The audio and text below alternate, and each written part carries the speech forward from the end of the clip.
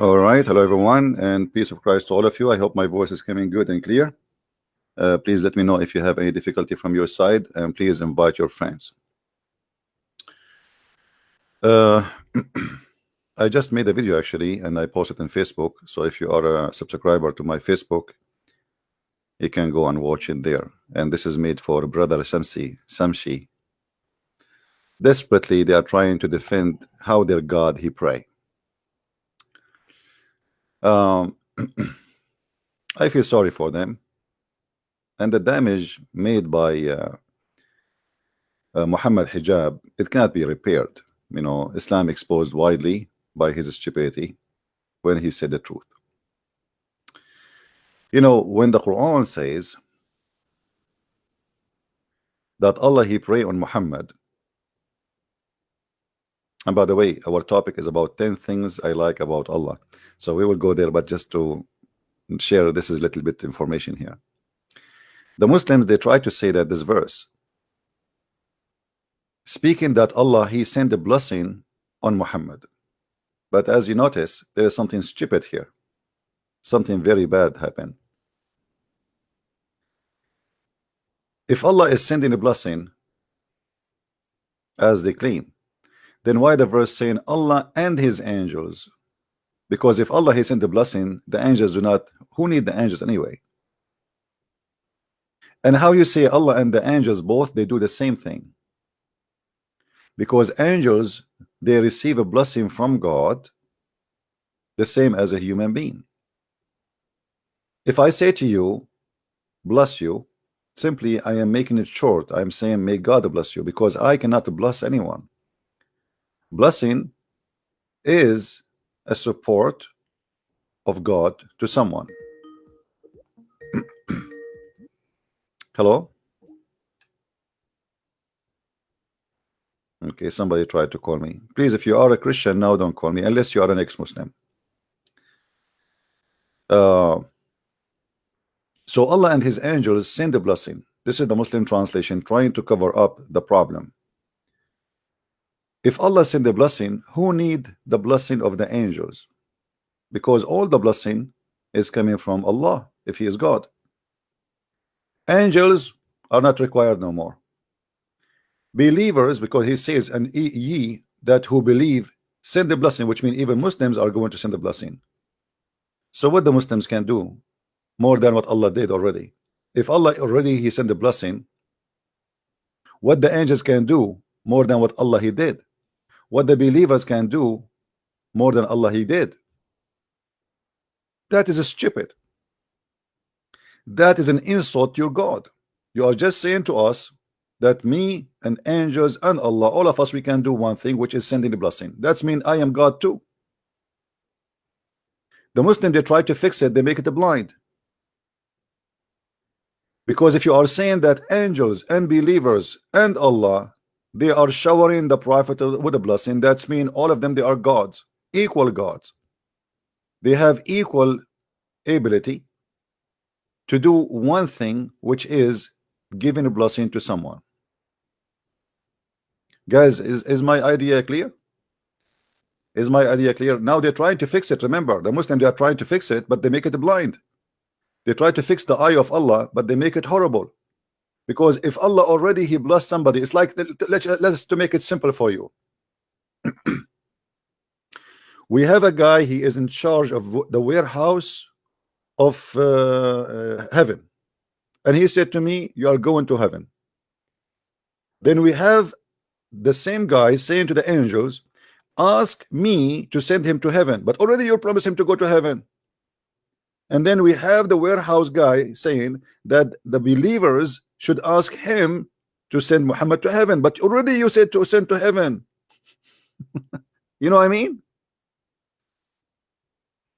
If Allah already the blessing, what does the blessing mean? It's mean you are a wonderful person, and you have my support. That's it. And who is talking? Allah. Who is the highest authority in Islam? The Muslim, they claim it is Allah, which is false, by the way. It is Muhammad. So if Allah already he promised Muhammad blessing, Who need the angel blessing? What the angels can do? The angel themselves, they receive a blessing from Allah. You know what I mean? And here it says, and who you believe sent a blessing too. So even the Abdul, normal Abdul like Shamsi, he have now, Muhammad is dead. This is the proof that Islam is a pagan religion. Muhammad is dead, and yet they pray asking Allah for a blessing for Muhammad according to them. But that is impossible because the guy is dead. After death, there is no blessing no more. And same time, if Allah blessed him already, what is the idea of asking for more blessing? Is it like about how many kilo? If there is so blessing, that's it. Allah blessed him. If there is 5 stars blessing and 4-star blessing, if Allah blessed you, you are blessed. So what is the point of saying that okay, angels send the blessing, believers send the blessing, and then at the top of that says and salute him with all respect? Now there is a guy, he is an Arabic teacher, he says the word here yusalli means salute. The idiot, he forgot, he claimed that he have a long hair, he looked like a homo. Here the word salute is exist here. So you are saying to Allah, he said Allah, he sent salute, and the angels send salute, and the believers send salute, and all of you salute him, salute him, salute him. They are living in a chaos because they cannot explain the stupidity of Muhammad when he said that Allah, he pray on him. Now if you change the word of blessing, which the Muslim, they fabricate the whole Quran. If we go all the Quran, whatever the word salah or yusalli or salawat appearing, you will find always the translation is coming always as prayer, always. Only when it's come to Allah, the Muslim, they switch it to make it blessing. If you go here as an example, هو الذي يصلي عليكم هو الذي يصلي عليكم وملائكته. Okay, hold on. Let us show you here how the word yusalli getting Muhammad busted. Chapter 33, verse number 43. In this verse it says huwa here, go back to Allah. الذي يصلي عليكم, yusalli mean pray. The Muslim, they will exchange this to a blessing. Let us exchange. Let us go to the translation, the fast translation.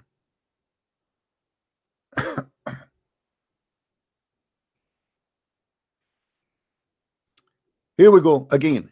He it is who send the blessing on you, and as do his angels. But look what happened here. That he may bring you out of depth of darkness. He may. You receive a blessing before you go out of darkness. Guys, look, when the Muslims, they change, they fabricate the translation, look how they make the Quran look so stupid. Because what you are saying to me, that those people are in darkness and Allah, he blessed them before they leave darkness. They are may, that may, you see the way may. What a stupid religion. How you are promising them blessing before they leave from the deep darkness. People, they are blessed if they believe in God, not before they believe in God. And this is what all the Quran message is about, that Allah curse those who don't believe in him, that Allah will kill those who don't believe in him, that Allah will burn those who don't believe in him. And now you are saying to me that Allah blessing those who don't believe in him.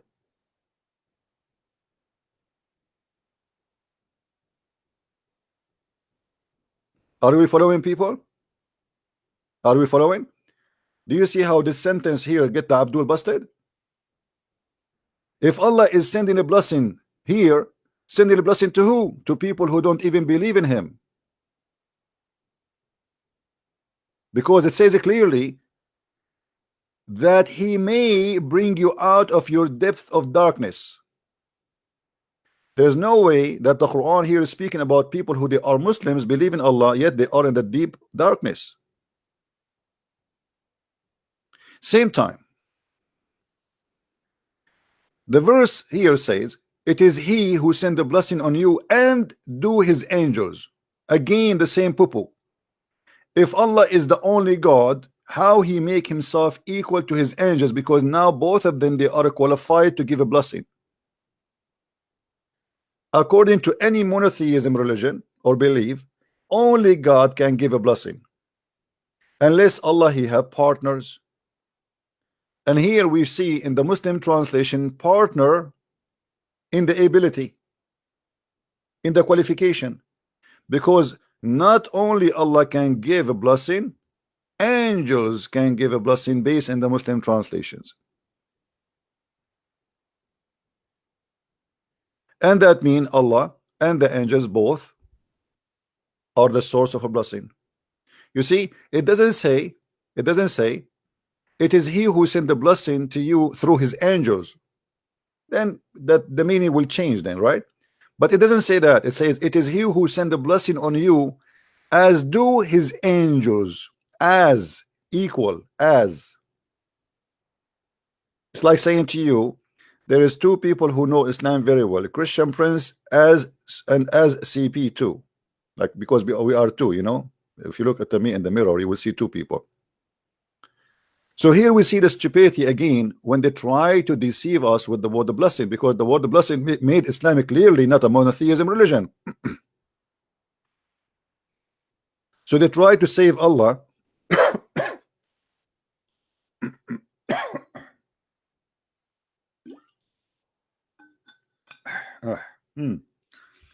They try to save Allah from the poo he did, or let us say Muhammad, sorry, Muhammad aka Allah, but they make it even more horrible, as you see. And here we have a problem, another problem in the verse. Do you see the word may? Guys, have you ever heard of a God saying may? Okay, if you send me blessing, maybe you bring me out of deep. What maybe mean?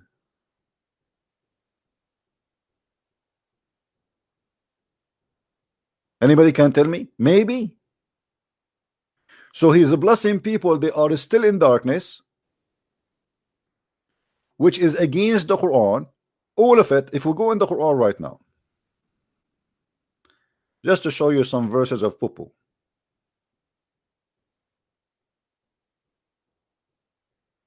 You know, nobody can beat Muhammad with the poo-poo.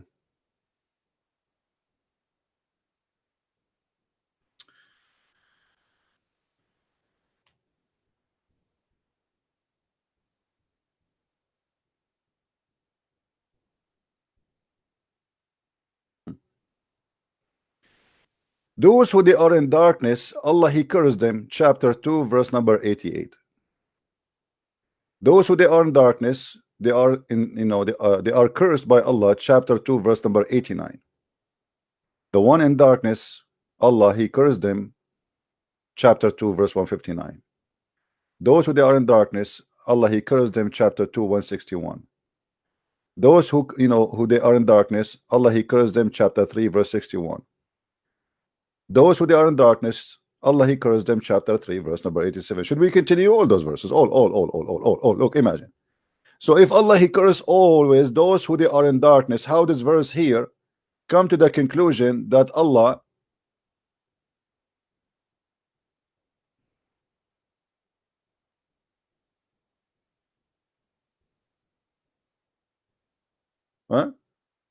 he sent his blessing on you? I mean, something here very stupid, right? And we can go all over the verses in the Quran. It's the same story. The true meaning here for the word blessing is not exist. The word here is yusalli or salah, that Allah he sent a prayer on him, and that makes sense with the word may. Correct, guys? Because I pray to God, so may God answer me. All right, my prayer is not guaranteed to be answered, correct? This is why, that's explain why the word may here is exist, because here the word is he pray. If the blessing received already, there's no need for may, for I'm blessed already. Do you understand me, people? If the word here is a blessing, if this is a correct translation, not a fabricated one, then there is no need for the may. For the one who receive a blessing of God, that's mean he is saved. You don't say I blessed you when you are a bad person.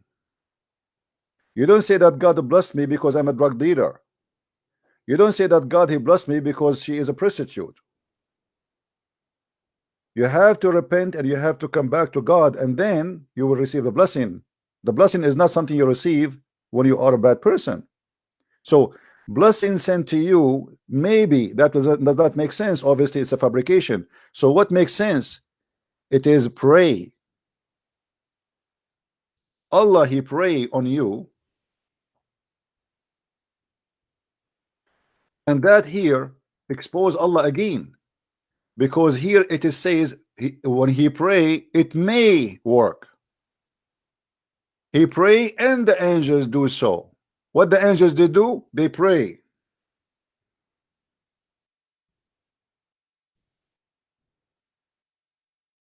Are you following? And after the prayer, what we have? We have may, which means something is not guaranteed. When God he do pray, obviously this God is just a man like me, because simply the word pray attached to me. You see, if the Muslim they say the prayer of Allah is different from our prayer, then there's no need for me. For is God he says something, if the Quran says if Allah wants something to happen, he see B is going to be, correct? Okay, here we go. Allah he sent the blessing. What may is for? And who need the angels? What the angels here for? What is the job of the angels?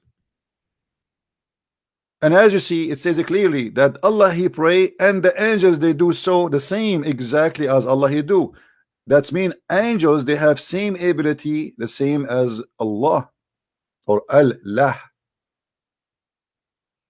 So the correct translation for this, that he it is who send prayer on you, as do as his angels pray on you, that he may bring you out. And here we have a problem. Anyone notice there's one more problem? Anyone? There's one more problem. Who noticed with me?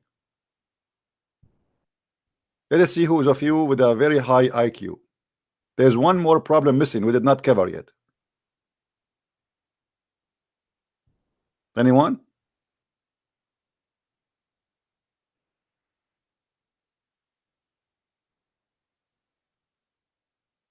Who noticed? The he word. Thank you. What's your name? Shahararayr. He. Okay, read with me, guys. If the angels they will pray for you or even send a blessing, but at the end of the day it is he may. So what this angels for? I mean, who need the angels if it is he at the end of the day? I mean, what the angels are doing here? And as long he still he cannot, he is not sure, because it says he may. He what? He may. Allah talking about who? About himself. He may. Well, he may be God, he may be not God, because obviously God he should be sure if God says something is going to be. So if Allah he pray for me to be saved, does that mean the prayer of Allah is not working? Let us make it fit with the Muslim translation. If Allah blessed me to be saved, are you saying to me Muslims that Allah he said may he bring you, because it's not guaranteed that the blessing of Allah is functional?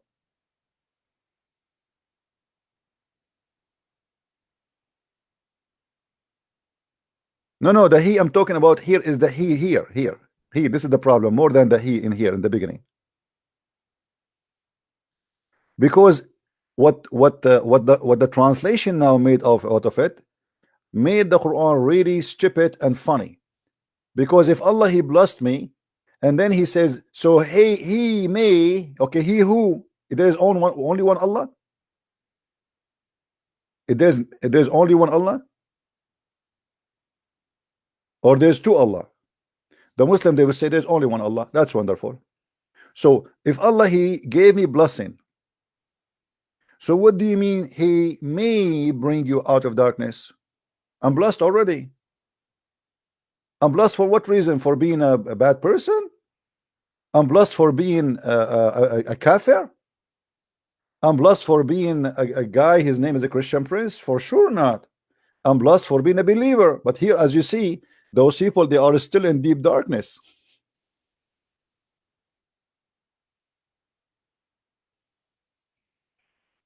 Do you see it?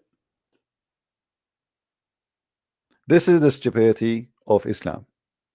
The Muslim, they try to solve the problem, they always make it blind. All right. Now, I think we explained this enough. And again, I made a video in Facebook. If you are a subscriber on my Facebook, Christian Prince official Facebook, you can watch the video for Brother Shamshi. Now we go back to the topic which we started the title with, 10 things I like about Allah. Number one, Allah is a fool. As you see, here we go. We just give you an example. Allah is certified fool. Brother Shamsi, he made a video trying to explain the verse about Allah praying on the Prophet, and he chose At-Tabarani. And he said, let me show you, we Muslims, we go by tafsir. We don't go by he said, she said. We go by tafsir. I will go to Imam At-Tabarani. And this is what I made the video about just 5 minutes before I start the broadcast. I went to At-Tabarani, and guess what I found in At-Tabarani? And now Shamshi, he cannot say to us he don't accept At-Tabarani, because as long as At-Tabarani, and he said in the video, At-Tabarani existed 360 years after the Prophet, and he know Arabic very, very well. Okay, I agree. He agree. You know, I agree. He know Arabic very well. I have to agree. Look what At-Tabarani explaining chapter 86, verse number 6, and you will see that Brother Shamshi, he will bite his I don't want to say what his prophet said. Anyone remember what the prophet said? If somebody is proud about his family, tell him to go and bite the penis of your father. I'm not saying that. The prophet said that, so don't say I'm being rude. This is the quality of Muhammad. So now Brother Shamshi, he need to explain to us, as long he like At-Tabarani, and he considered the Tabarani is his guidance of explanation, because when you go and read At-Tabarani for us to prove a point, it's mean you agree with him, and there's no question about your agreement. So I went to At-Tabarani to see what he say about the chapter 86, verse number 6 and 7, which is very funny, stupid chapter in the Quran. If At-Tabarani is the one you favor and you think he is the best for you to explain the Quran, well, we have a problem. This is what At-Tabarani said, explaining that Allah, he says, فَلْيَنْظُرُ الْإِنسَانَ مِمَّا خُلِقَ مِنْ مَاءٍ دَافِقٍ يَخْرُجُ مِنْ بَيْنِ الصَّلْبِ وَالتَّرَائِبِ. He says, ماء دافق, a gushing fluid, which is a supposedly sexual fluid, which is gushing and loaded and spread inside the woman womb. Inside the woman womb, the gushing fluid go in the womb of the woman. And then he says, and it come from between as-sulb wa taraib. And he explained what as-sulb mean, what taraib mean. Look what he said. It's meant the water of the man and the water of the women. So the human being, you know, there's two water in Islam: water of the man and water of the woman. because the baby is created from both, which means the water of the man and the water of the women. That's wonderful. فَمَاءُ الرَّجُلْ مِنْ صُلْبِهِ, and the water of the man is coming from the backbone. And the water of the woman is coming from her ribs. You told me you like At-Tabarani, right? Okay, here we go. Enjoy At-Tabarani. And now he said it's coming from Taraib. And now At-Tabarani is explaining to Brother Shamshi what At-Taraib mean. He says, الترائب جمع التربية وهو موضع القلادة من الصدر وهو 4 أضلاع من يمنة الصدر و4 أضلاع من يسرة الصدر. وسئل أكرم عن الترائب فقال هذه ووضع يده على صدره بين ثدييه. Let us translate.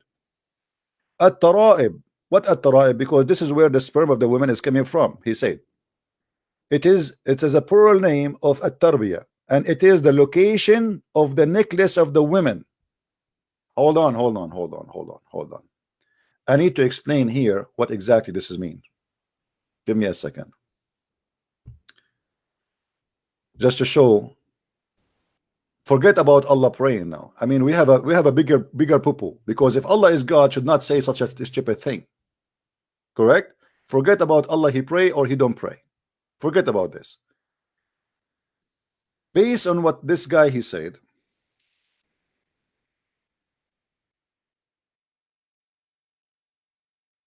let's find a picture of a woman.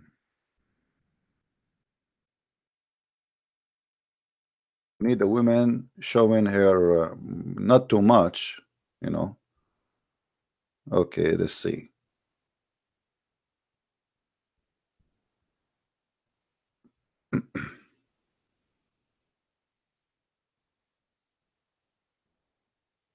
I'm looking for a picture so we can put in the screen to show you what Allah he meant exactly based on the interpretation of the scholars of Islam.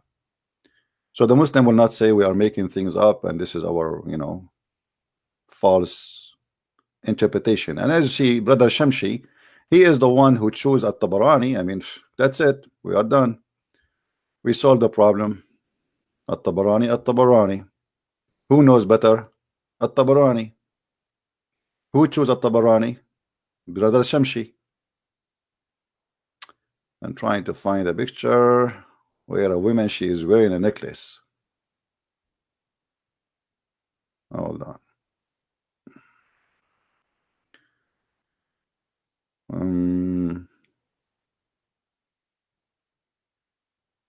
Location of the necklace, huh?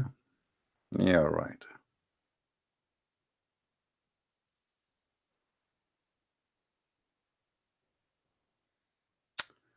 What's wrong with this website? Everybody in the bikini.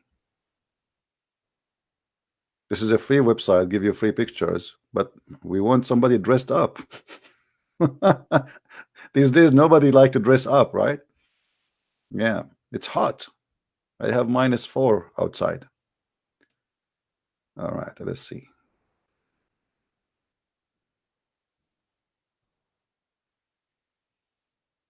Man, all those pictures, either they are not wearing a necklace or they are wearing covered up to the top, or they are wearing almost nothing. There's no so-so. We need to find one.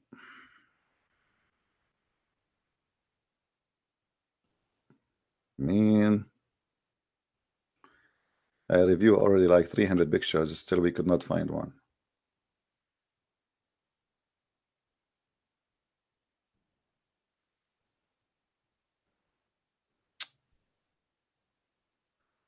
What happened? Girls these days, they are not wearing necklace no more. Not even a single picture I went through, they are wearing necklace. Because I want to show you exactly, you know, because he said that it's a location of the necklace, and I will show you exactly what does that mean. You know what it's okay, but you know, but I want to show you the exact location. But anyway, let us see. As long we could not find, we let's choose any picture of a woman, not a specific. All right.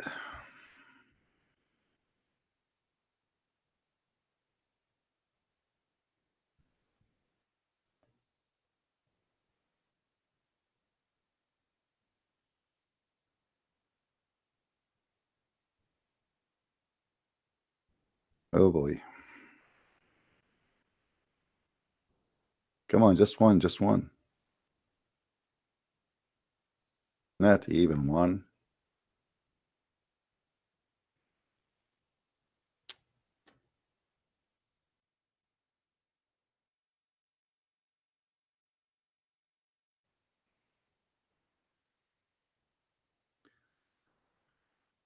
All right, let us choose this one. What we can do, guys. The location of the tribe. I hope the picture will come to you clear. Let me switch the screen.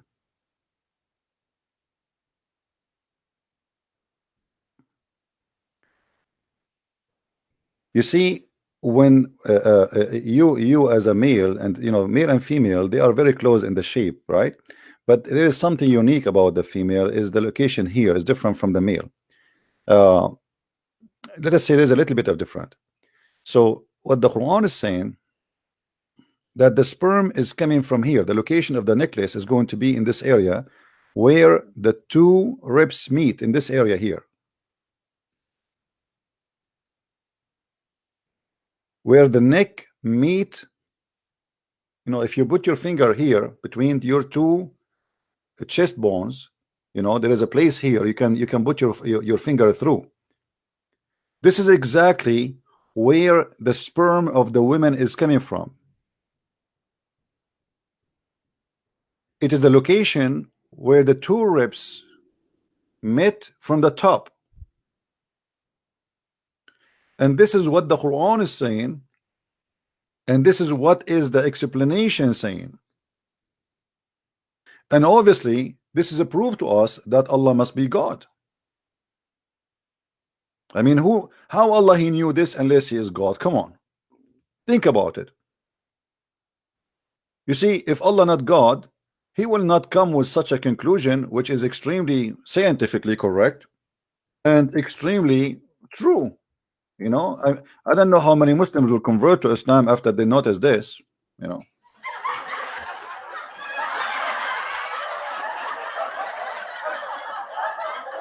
So now brother Shamshi and the brother Muhammad Hijab and the brother Shadir Rabir and the brother Zakir Naik, you know, for sure they are confirming to us, okay, Allah, you don't pray, no problem, forget about Allah, Allah don't pray. You know, you got yourself busted already in that field, and it's very hard to fix what is done.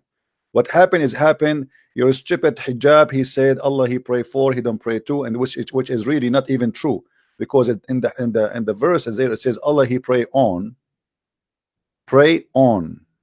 not really to. But Muhammad Hijab, he make it more even worse. He said pray for.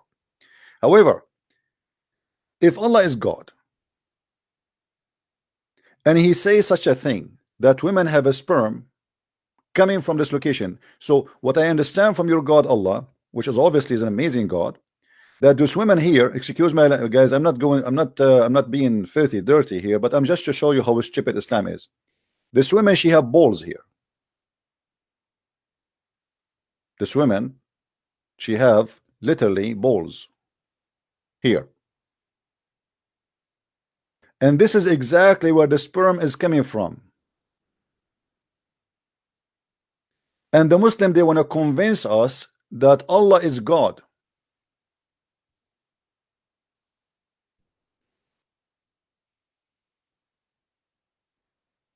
Do I need to debate about anything else? This is Allah. Allah saying to us where the sperm of the women is coming from. First of all, Abdul, women have no sperm. There's not even one single donkey in the world except that women have a sperm.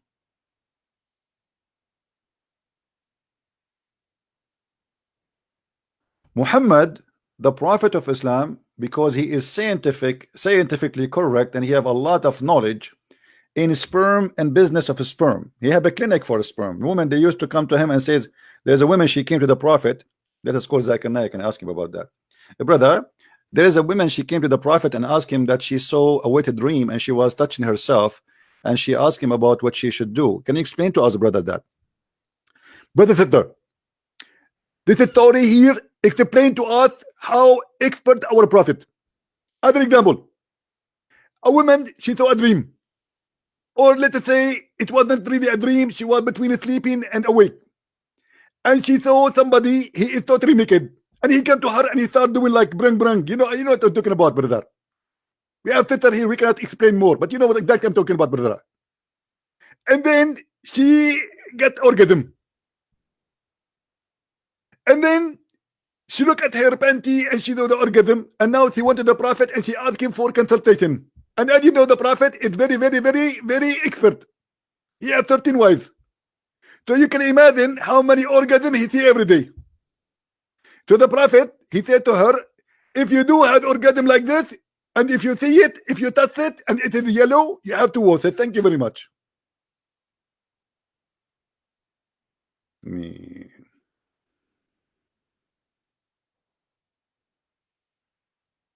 That is science.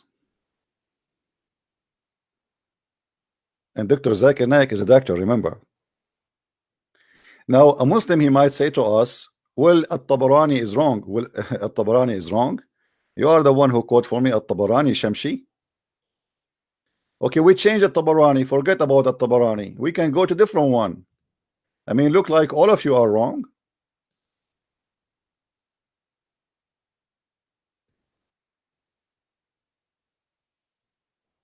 Brother and sister. Brother and sister. Here at Jalalain, he tried to hide, but he cannot hide it. This is verse number 6. Let us go to verse number 7 and see what the Jalalain will say. Hello? Hello. Yes? I take you in the chat. Sorry? I text you in the chat. Okay, how I can help you, my friend? There is our brother from Egypt. Yeah. He want to convert to Islam, to live Islam. Okay, my friend, he can call me. Just give him my Debate TV account in Skype. He can call me, not you. If you want, if he is serious, he can call me. I will be happy to talk to him. Okay, okay. All right, my friend. Thank you.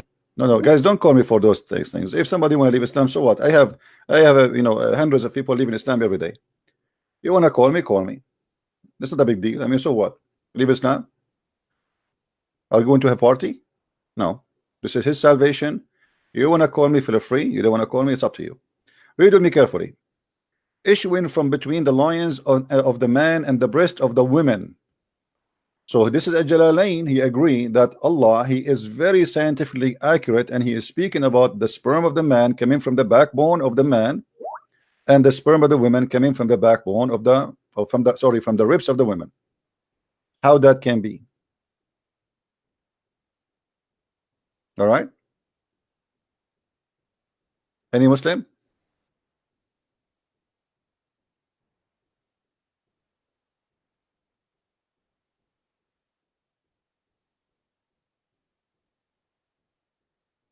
Somebody saying that you are Al-Fadi. My friend, I am not Al-Fadi. Who is Al-Fadi?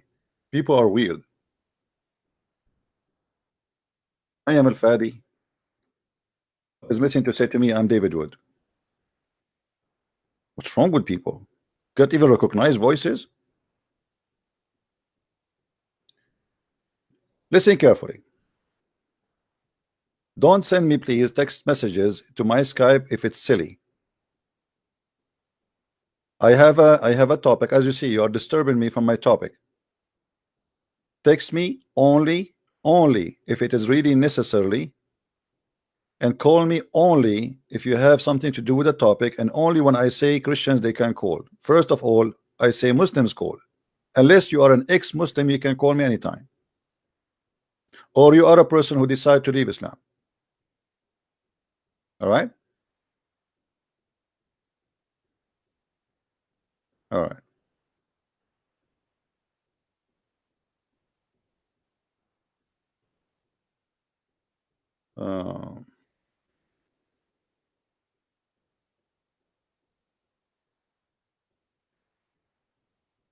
Now, you see, if God is God, he will not do such a poo-poo as we see in the front of us in the screen.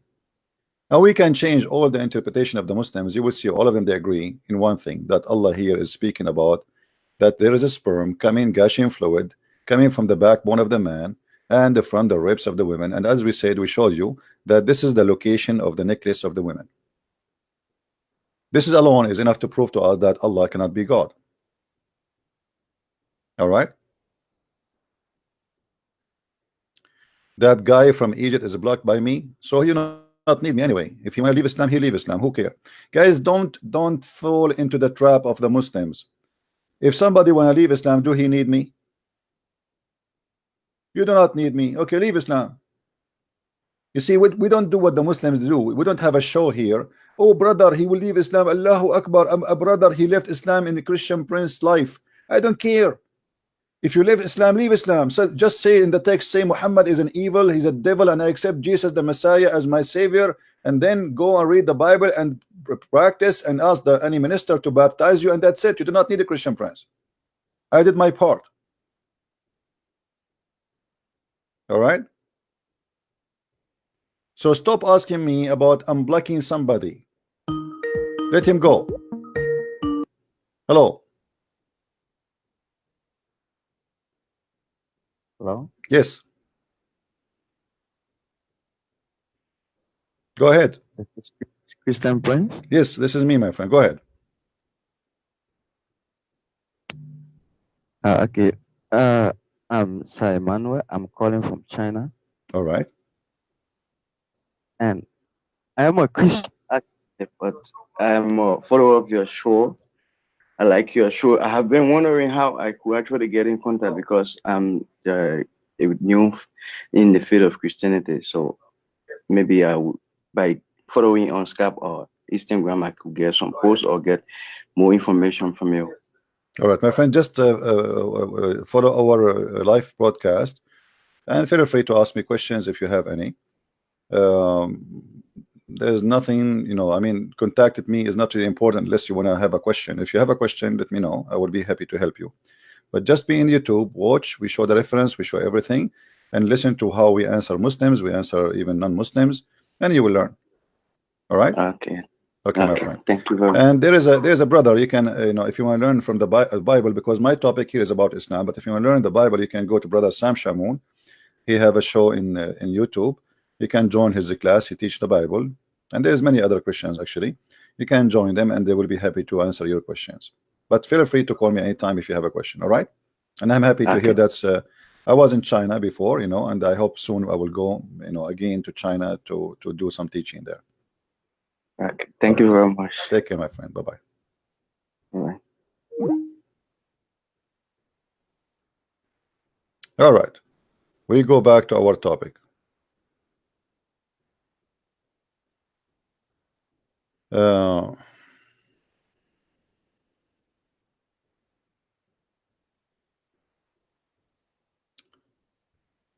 Now, in front of you, I have a challenge for the Muslims. You see, I don't want to show you that we are picking something stupid, Allah He said. But however, as long Allah He said that, it's mean Allah cannot be smart. Correct? As long the one who said this in the front of us is Allah, then the Muslim, they cannot claim that Allah is a smart God. You see, the Muslims believe that every word in the Quran is from Allah. If you ask the Christians or even the Jews about the Bible, they will say no, the Bible is not written by God. The Bible written by man, human being like me and you, prophets, or even there is a stories in the Bible. It's a book of history about God and man, as simple as that. So in the Bible we have stories about people did bad things.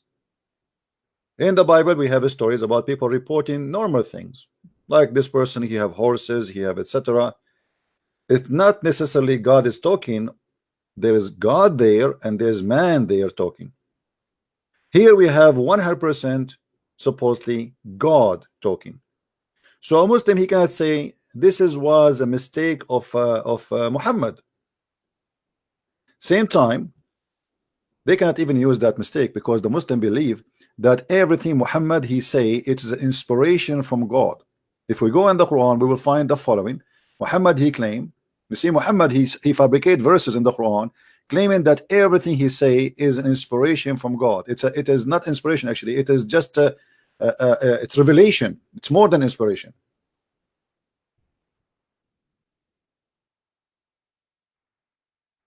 وَمَا هُوَ إِلَّا وَحْيٌ يُوحَى.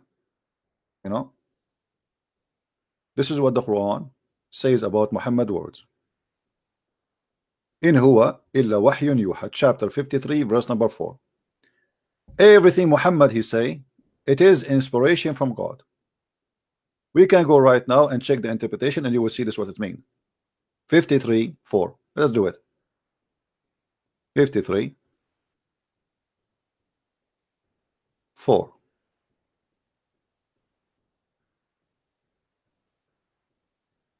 Do you see it? Everything is inspiration from Allah. It's revelation. Muhammad he said nothing. He speak nothing of his own.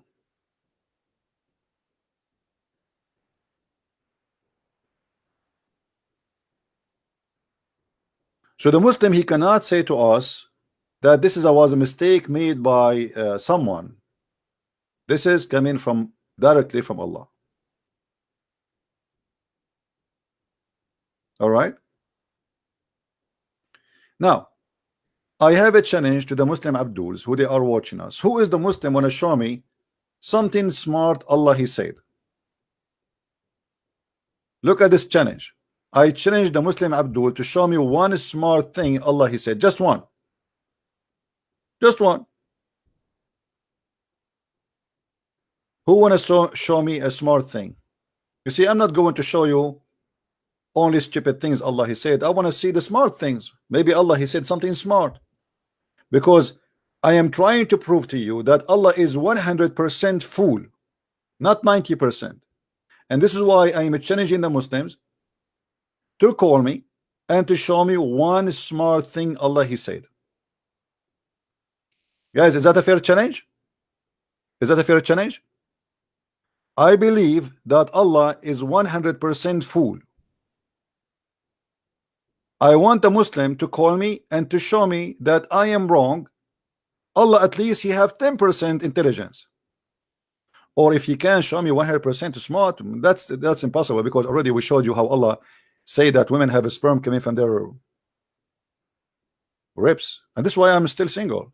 You know, I'm afraid that one day I will go to the house, like, you know, I bring my bride with me and she take off her clothes, and then when she is naked, instead of seeing that she have a breast, I find that she have a breast testicles. I don't want to get that. I mean, that's just really scary, disgusting. What I will do then? Send her back home? Divorce her?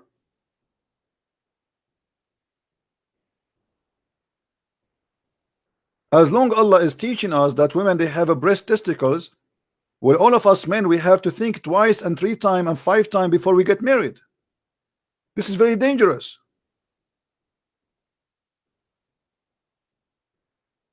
By the way, now we know where is the weakness of the women. So if you have a fight with the women, you see the women they have your weakness, they hit you there, right? So now you know where to hit them. I'm just joking, don't hit women ever. Any Abdul? Hello?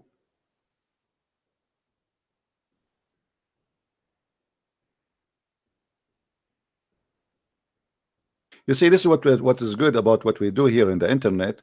As you see, people from China, people from Indonesia, from Korea, from Thailand, from everywhere, they are listening. That's wonderful, right? And people are learning the stupidity of Muhammad and the stupidity of the false Quran. Yet the Muslims, they claim that the Quran is a book of science. Hello? Hello? Okay, why they call me if they want to talk?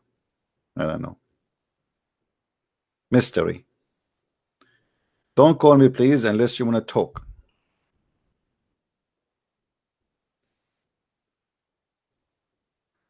If there is one Muslim want to call me and tell me one thing smart about Allah, just one. You see, if I go right now and search in the Prophet Google, peace upon him, we will find tons of Muslim website speaking about scientific miracles in the Quran. Let us search for some. Quran miracle.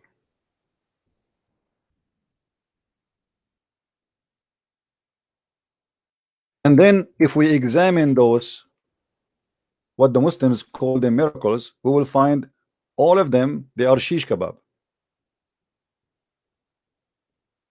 Look how many, look. If all of this in the Quran, all of this, the speed of light, the vision, the volcano, the pharaoh, the mummy, the sinkhole, extreme explosion, spider web, mountains, age of universe, human embryo, internal wave, milk, brain functions, brain functions. Hold on. Hold on. That's something. That's something. The Muslim, Allah, he found how the brain function. Oh, I'm really interested, guys. Do you want me to check this one? Let us vote. Who want me to check at the brain function one? I am a person who like the brain, because here we see the intelligence of Abdul. What do you think? Should we go to the brain function, or we choose something else? Should let it go, or we go to the brain function? Tell me, guys. Tell me, please. What do you want? Which one you want? Whatever you want, I will go. Brain function. All right. I told you 1,000 times that we are Arab. We are stubborn. If you say to us yes, we say no. Come on, don't you learn? We are Arab. We don't go by democracy. Okay, most of you now, you say the brain function. Me as an Arab, I cannot accept. Brother Tatar. Now you force me to do the opposite, brother. I cannot take the brain function. Okay, I'm just kidding with you. Okay, go ahead. Brain function. And look at the art, man. Brain functions. The frontal part of the brain handle lies. If. Are you sure? Hold on. Somebody make me some tea. This is really messed up. I'm really, man. By the way, guys, I notice each time I lie, because I am a Christian prince, and the Muslim, they keep saying to me you're a liar. So obviously I lie a lot. So each time I lie, brother, I feel like the front of my head is acting differently. This is in the Quran. In the Quran, the frontal part of the brain handle lies. Let us see that. For centuries, it was thought that the frontal part of a human brain handle vision simply because it's near the eyes. Today we know that this is false. This part that handle vision turned out to be the rear of the brain. See the image. In the front part of the brain is called peripheral vortex, excuse my English, guys, and responsible for connecting lies. Look at this. Pathological liars have more the white matter. Okay. Now we know what is inside the head of Muhammad. Okay, continue.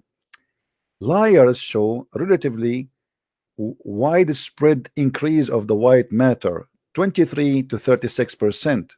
Okay, now let's go. Let us cut the crap. Let us go to the verse. And here the verse, chapter 96, verse number 16. A lying, sinful forehead. Unbelievable.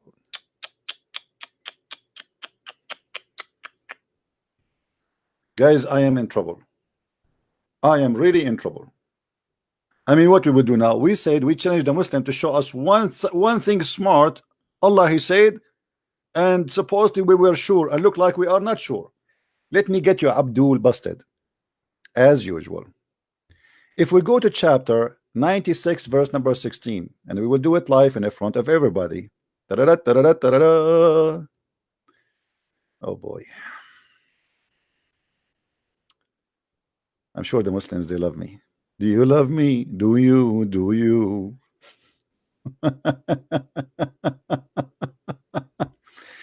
Guys, what is the sinful forelock mean? Somebody translate to me what forelock mean. Do you see how they lie? The Quran speak the nasiya is the hair of the front of the head. What the verse saying that Allah will grab them from their hair. This is not the head. Hello. Talalala. You make it a brain. Look like the Muslims. Hold on. I just discovered something I never noticed before. That the Muslims look like they are different from the rest. They have their brain in their hair.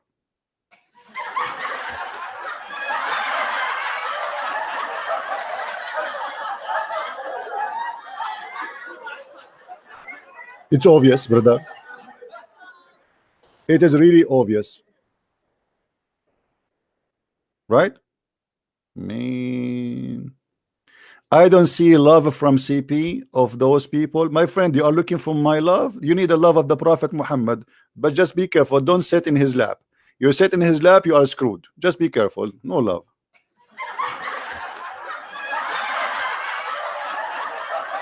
Muhammad Gita, he's saying, I don't see love. What love? You are upset because we are getting you busted about your lies. How you make the hair on the front of the head, you make it the head, and you make it about the white substance inside the brain and discovery of. Why Muslims, you have no dignity? Why you lie? Why you fabricate miracles and science which is not there?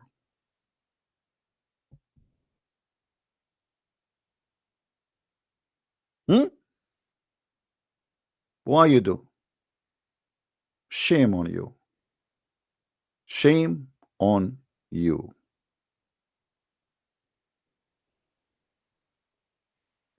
He's a liar, by the way. This guy is a liar. You see, he told you he wanna, you know, whatever he told you. See, here we go. The Quran is speaking about them, Muslims. So what the Quran is saying, that Allah will grab you from the front of your head, which is the hair. He is not talking about the head itself.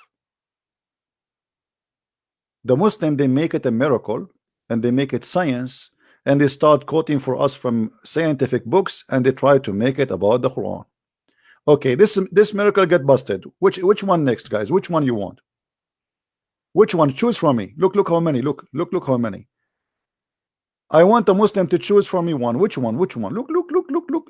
Mean all of this in the Quran. Even the hamburger. Even the hamburger is there. Unbelievable. Look at this boy. Look at this boy. Breastfeeding. Oh, don't talk about breastfeeding. Please don't talk about breastfeeding. I mean, this is alone is something. The only one who taught breastfeeding for adult in the whole universe, his name is Muhammad, peace upon him. And this is why I'm afraid that many of the men listening to me now, they might convert to Islam. Have you ever heard of a man, he is in the age of 50 something, he advised a woman, because a man, he is looking at her in a dirty way, to give him her boobs? Man.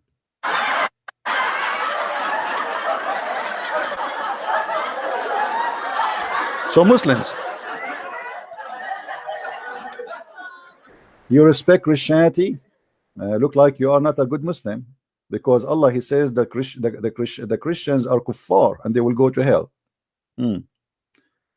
Yeah, they want to play victim. So now, who is the Muslim when I call me and he will choose from me any of those fabricated miracles to talk about? Open it challenge. Who is the Muslim when I choose for us one of those he claimed to be miracles? Which one? Anyone? Any Muslim?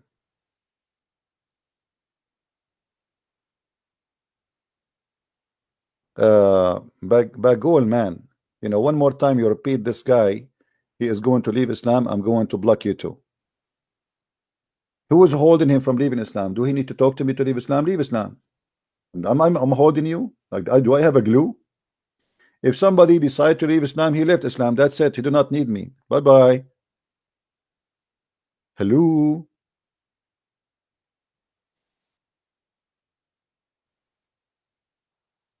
Anyone?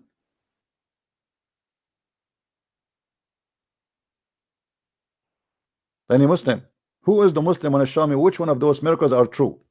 I accuse them that they have fabricated 100% false miracles and nothing there is true. Even hydrogen in the Quran. Look.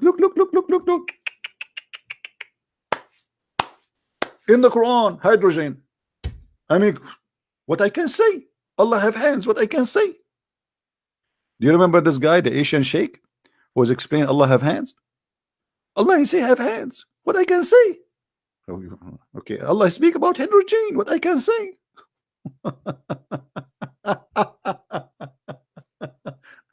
Allah spoke about the hydrogen. Allah spoke about tears. Allah spoke about expanding the universe. Any Abdul.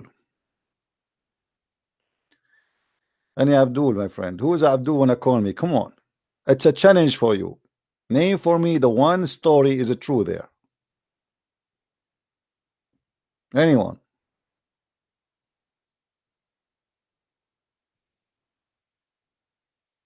Mayday, Mayday. Anyone? Explain the hamburger. Okay, you see, even this one is really funny because simply what they are saying to you that Islam decide that people should fast, but as we know that fasting something exists long before Islam. So what Muslims can claim about it? When the Muslims they say if you fast decrease diabetes risk, if you fast etc. I mean this is stupid even to mention because this is not only you fast, even the Buddhas they fast. Same time the Muslim they don't fast. Or what the Muslims they do, they exchange the time of the meal. What is the fasting? It's a big fat lie. Muslims never fast. This is not fasting. Me, myself, and all of you, you heard me many times saying I eat once a day. How many guys, how many times you heard me saying I eat once a day? Is that correct? Once a day. Which means once every 24 hours. Honest to God. Sometimes even I eat not even like maybe 30 hours because like my chat is open. I'm talking. Let us see. Hello. Hello. Yes. So why do you keep talking about Islam? I like it. What's wrong? What's the problem? Some people they like to talk about belly dancing. Some people like to talk about painting. I like to talk about Islam. What's the problem? Well, it seems like you have this unhealthy obsession. Okay, well, explain to me what unhealthy obsession mean. It's very disturbing. Okay, are you saying that you Muslims you are suffering from that because every Muslim every day pray 5 times a day saying, oh Allah, please don't make us the same as the Christian and don't make us the same as the cursed Jews. Who is the one who have healthy oppression now? Don't you pray 5 times a day?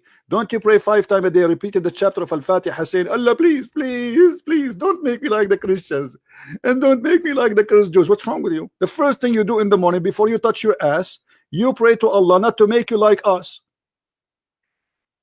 My friend, no, I'm asking you, do you that or I'm lying? Do you recite Al-Fatiha 5 times a day or I'm lying? You're telling the truth. I'm telling the truth. Thank you very much. So why you do that? Do you have a health problem? Why you Muslims do that? Why you ask Allah not to curse you like the Jews and not to make you lost like the Christian? Why you don't pray your day, start your day with something beautiful? Okay, pray to your God and forget about the Christian, about the Jews. Why you cannot start your day without cursing the Christian and cursing the Jews? Are you finished? Yeah, I guess. Go ahead. Okay, I apologize for talking while you were interrupting me. Now, you are very polite, man. That's wonderful. Okay, go ahead.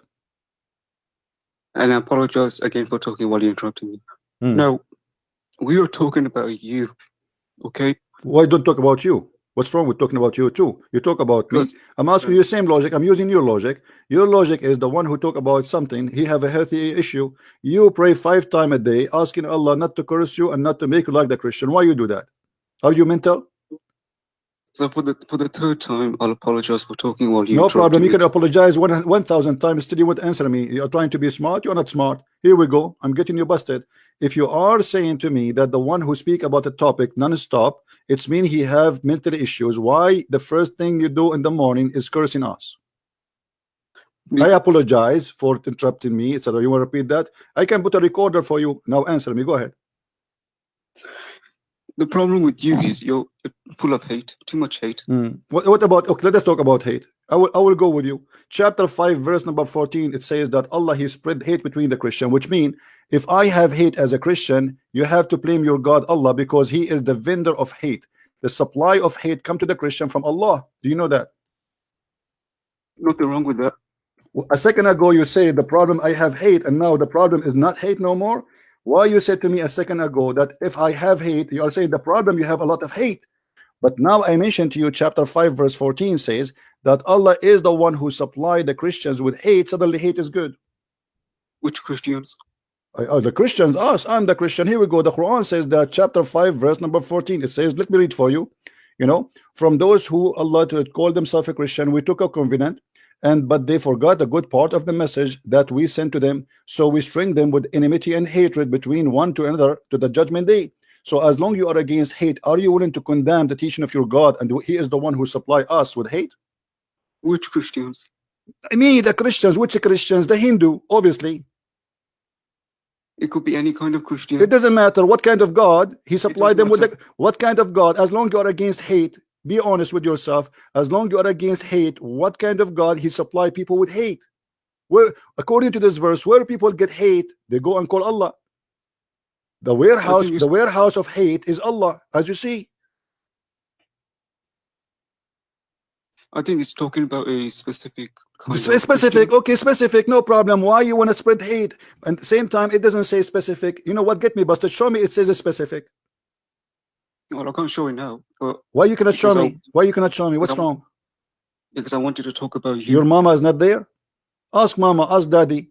They can help you. So why would you talk about my mother like that? I'm not talking. Did I say anything? I said ask them, because obviously you're acting like a baby. Ask mama, ask daddy. I said mama and daddy. Ask mama, ask daddy. They can help you. What does verse mean? The verse mean that the Christians, Allah spread hate between them until judgment day. You said to me this is about specific kind of a Christian, but as you see, it says until judgment day. Have you ever heard of a specific kind of people they live until judgment day?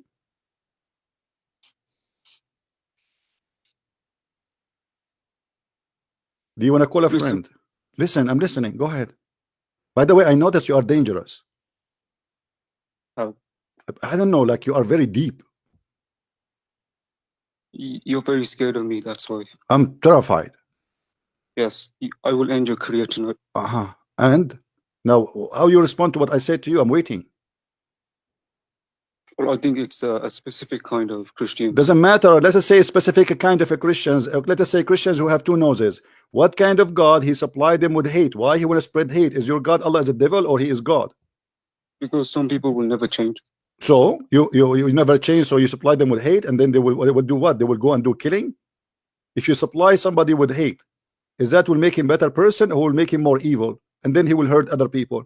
So what is the benefit of Allah? What Allah is generating as a benefit from spreading hate?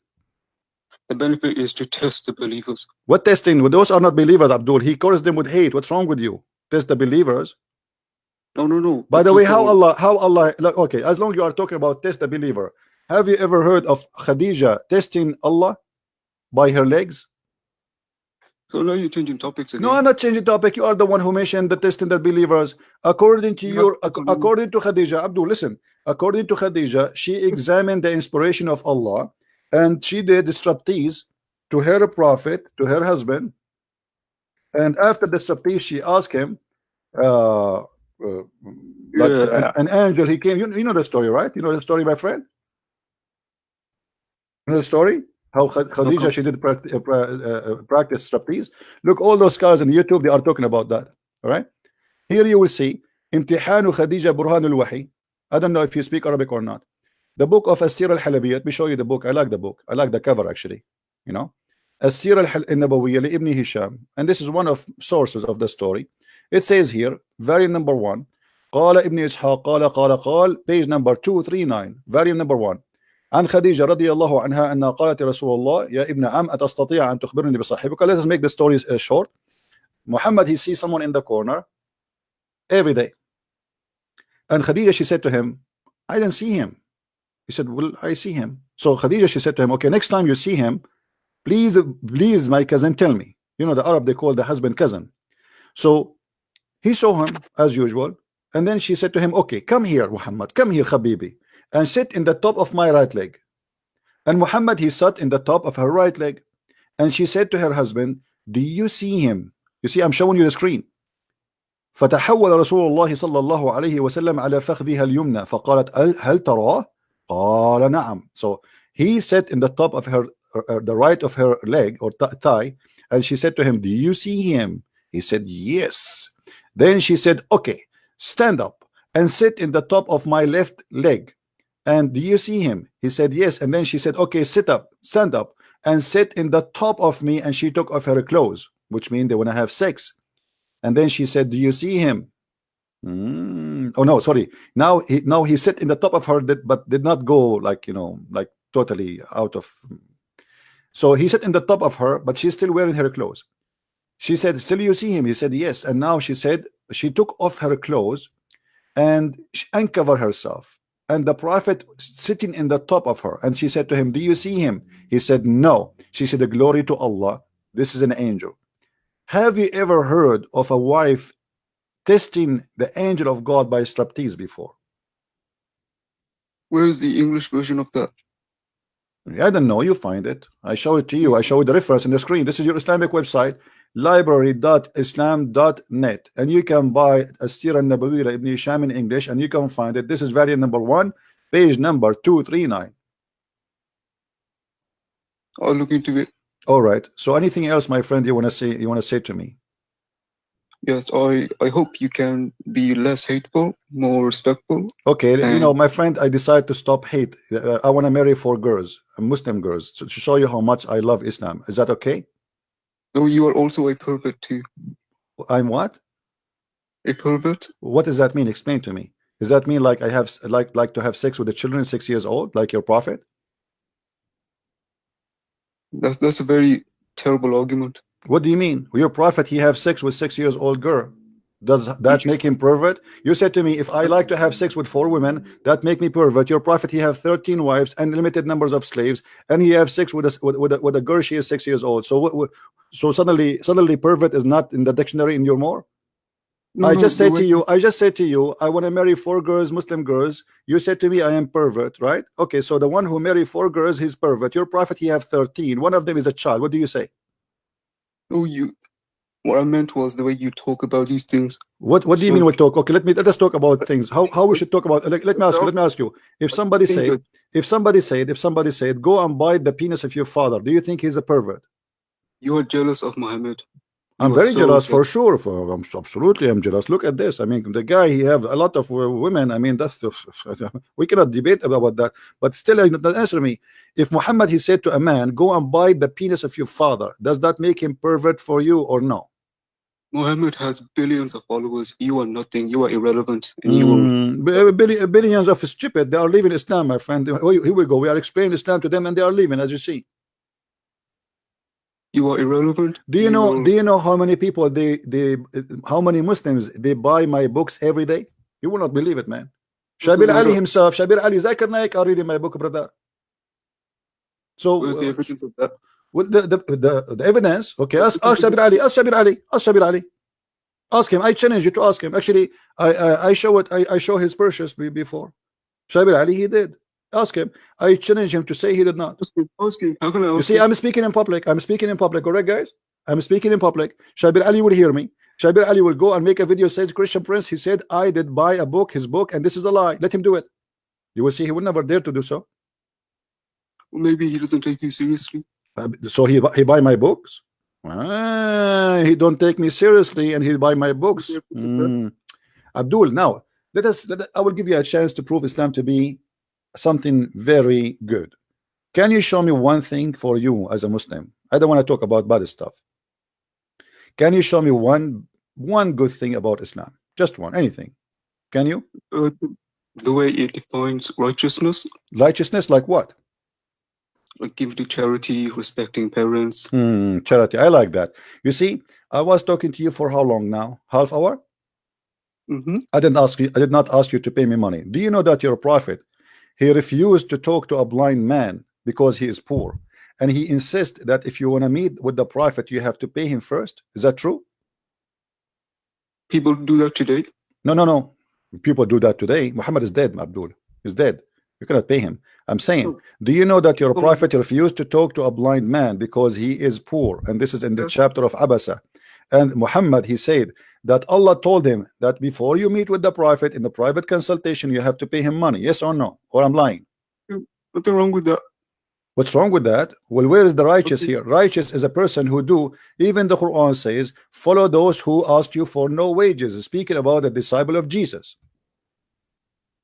How you ask for wages if the Quran saying, don't follow those who ask you for wages? If we go in the Quran, we will find the following. Chapter 36, verse number 21. It says, اتبعوا من لا يسألكم أجرا. وهم مهتدون. This is about the disciple of Jesus. This is about Paul and Peter and Simon Peter and John. And this is the translation. Here we go. So how Muhammad says that Allah says that the disciple of Jesus says that Allah told them to say that obey those who ask no wages from you as a return of kindness. Yet Muhammad, he said to them in different verse, well, if you want to meet with the prophet, you have to pay him. Not only that, Muhammad, he claimed that he can pray in your behalf. You know, you pay him. Let me show you, my friend. Here you go. What was the payment for? The payment because he pray in your behalf. I mean, this is wonderful. All right. Yeah, It could be for anything. It could be for anything. Okay, sure. This is what it says in the verse, brother. This is what it says in the verse. The verse says that what I can do. I mean, come on, listen. Abdul, listen. The verse says that, so we cannot. Are you making fun of Allah, my friend? Are you making? Okay, so the verse says that. How you know that doesn't say that? Here we go. Chapter 9, verse 103. It says, "Take from their money alms, so you can like sanctify them, purify them, and pray in their behalf. Give me, okay, my brother. Give me, brother, $5. I will pray in your behalf." What kind of a prophet? If you pay him, he pray in your behalf. What does that mean? He's like he's a contractor for prayer. Read with me. You keep going. Abdul, you keep going from one topic Abdul, yes, I'm going from one topic to topic. I'm going with you. You are the one who said to me, aren't you the one who said to me charity in Islam? Aren't you the one who mentioned that? Let us see where the charity goes. Of their goods take alms, that thou mightst purify, sanctify them, and pray on their behalf. So if you pay Muhammad is like a Pepsi Cola machine. He have a hole. I'm not going to say where. I'm very polite.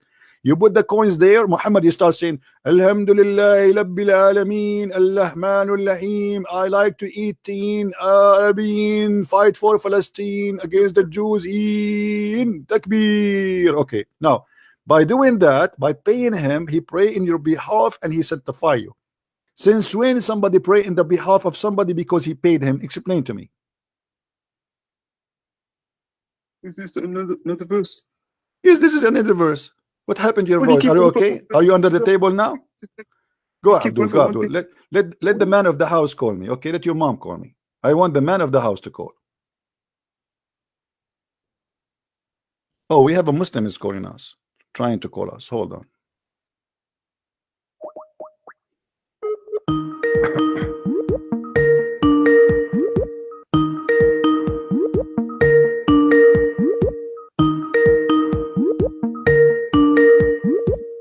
What happened?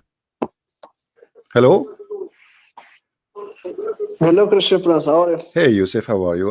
Why you are calling me? What trying to say? What do you want to say?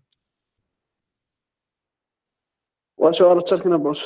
We are talking about your prophet. You know, like, I don't know, a lot of things your prophet, he said, doesn't make sense. As an example, he said that women have a sperm coming from their ribs, and this is really scary. What do you think about that? I challenge you to show me the word sperm in the verse. Oh, Why there's no verse. Lying? Why? Oh, okay, hold on. Why you are lying? Okay, hold on. Okay, hold on. Let us see who's lying. Okay, hold on. We will go. Hold on, guys. Okay, we will go. Why you are lying? We will see. All right. Show this, me hold on. Let us see. Everybody will see in a second who is lying. This is verse number 6 and verse number 7. Let us see. In a second, people will see if this is I'm lying or not. Okay, here we go. Go to verse. Abdul. Hold on. Abdul, please. My friend. Hold on, please. You know, people. No, we show things. We show things in the screen. We show things in the screen. Please. Okay. خلق من ماء دافق. Created from gushing fluid. What is the gushing fluid he's talking about? Fluid, he didn't specific. Okay, what is that? Okay, explain to me. You are the smart. Okay, it's like it's smart to me. Yeah, the baby is created from no problem. Abdul, brother, you explain to me what is this gushing fluid which is coming from the backbone of the man and the ribs of the women will make the baby. Go ahead. The gushing fluid is the gushing fluid. What is that gushing fluid? Is it oil? Is it oil? Is it cheese? Is it what? What it is? What If is that? the Quran doesn't say anything about this fluid, why you are lying about the Quran? If Okay, Quran himself okay, hold on, doesn't hold on, specify, hold on, hold on, hold on, why hold on. the Quran doesn't Okay, say okay, sperm? Why? okay, okay. Let us see if I'm lying or You are not. smart, Hold on, hold on. Everybody will laugh at you, my friend. Here we go. The Quran says how he create. What is the gushing fluid? We will see. Hold on in a second. Here we go. All right. First and Hold foremost, on.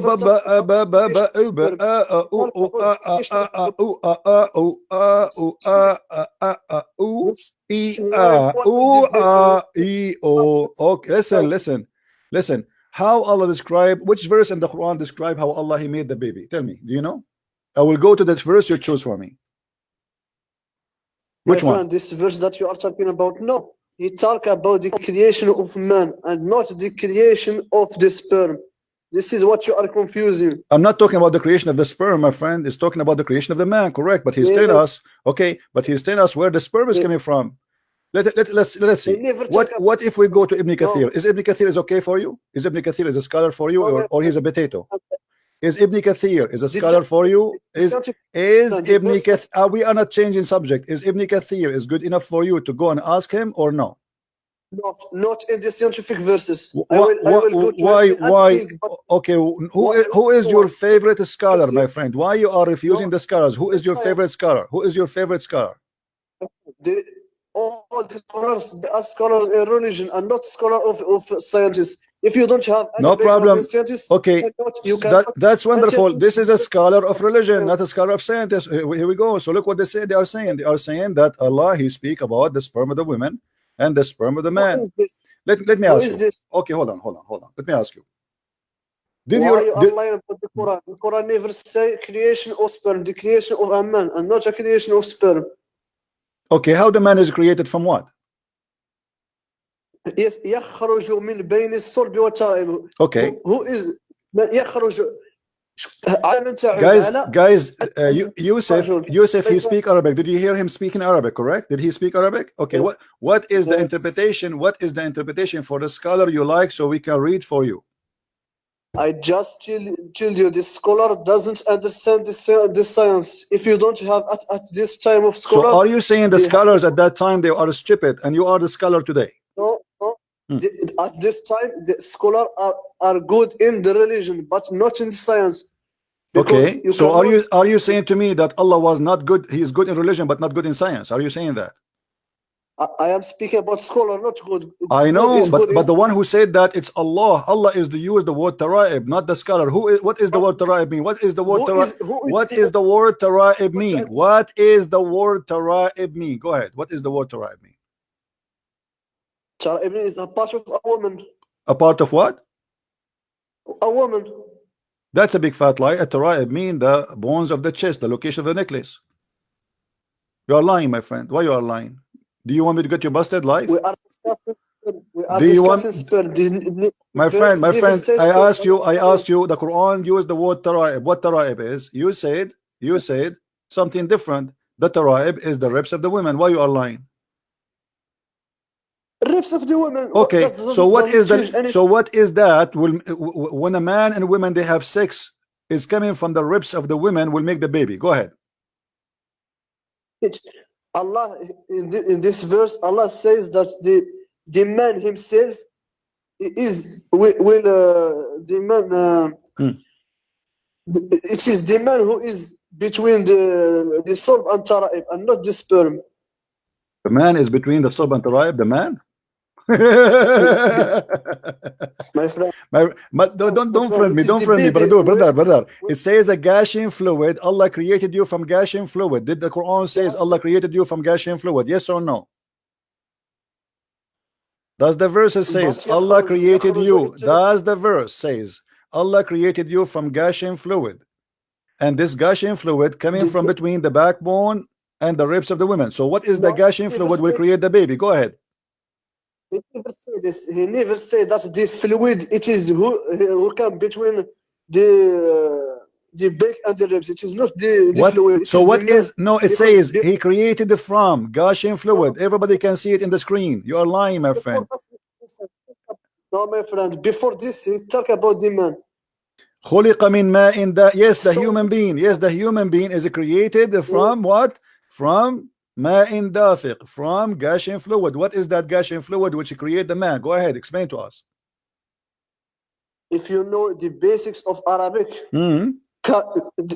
we have Allah firstly speak about the man, then he speak about the water, then he speak about something coming from between the back and the ribs. Okay, what is that something coming from between the backbone and the ribs? Go ahead. What is that something? This something is referring to man and not referring to the water. Abdul, are you saying to me that all the Muslim scholars, everybody is laughing at you because you are saying to me now, all Muslim scholars, they are liars? Are you saying that? Are you saying all Muslims, they do not understand Arabic better than you, and you are the only one who come with this in conclusion? All scholar Muslim at this time don't understand the science, because the science. But this is not about science now. This is about what the Quran is saying. Forget about science. Who's talking about science now? Hold on. What you are saying to me that Allah, you are explaining to me the science now or the Quran now, because you are getting busted. So you are trying to make it fit with the science. This is why. So the scholars, you get yourself busted. Okay, let me ask you. What about your prophet? Did your prophet say something poo-poo about this? Did your prophet say that this is the water is coming from the women and the man, and whoever comes first, the baby will be a boy? Did your prophet says that or no? This hadith is weak. I challenge you. This hadith is weak. It is weak hadith. Okay, let us see. Okay, guys, it's a weak hadith. It's okay. It's a weak hadith. Yes, Okay, weak hadith. we will see. Okay, this is Sahih Muslim. This is a weak hadith. Yes. Sahih Muslim weak hadith. Okay, where it says Sahih, where it says This weak, hadith is- where it says weak. Show me. I challenge you. Go ahead. Where it says weak.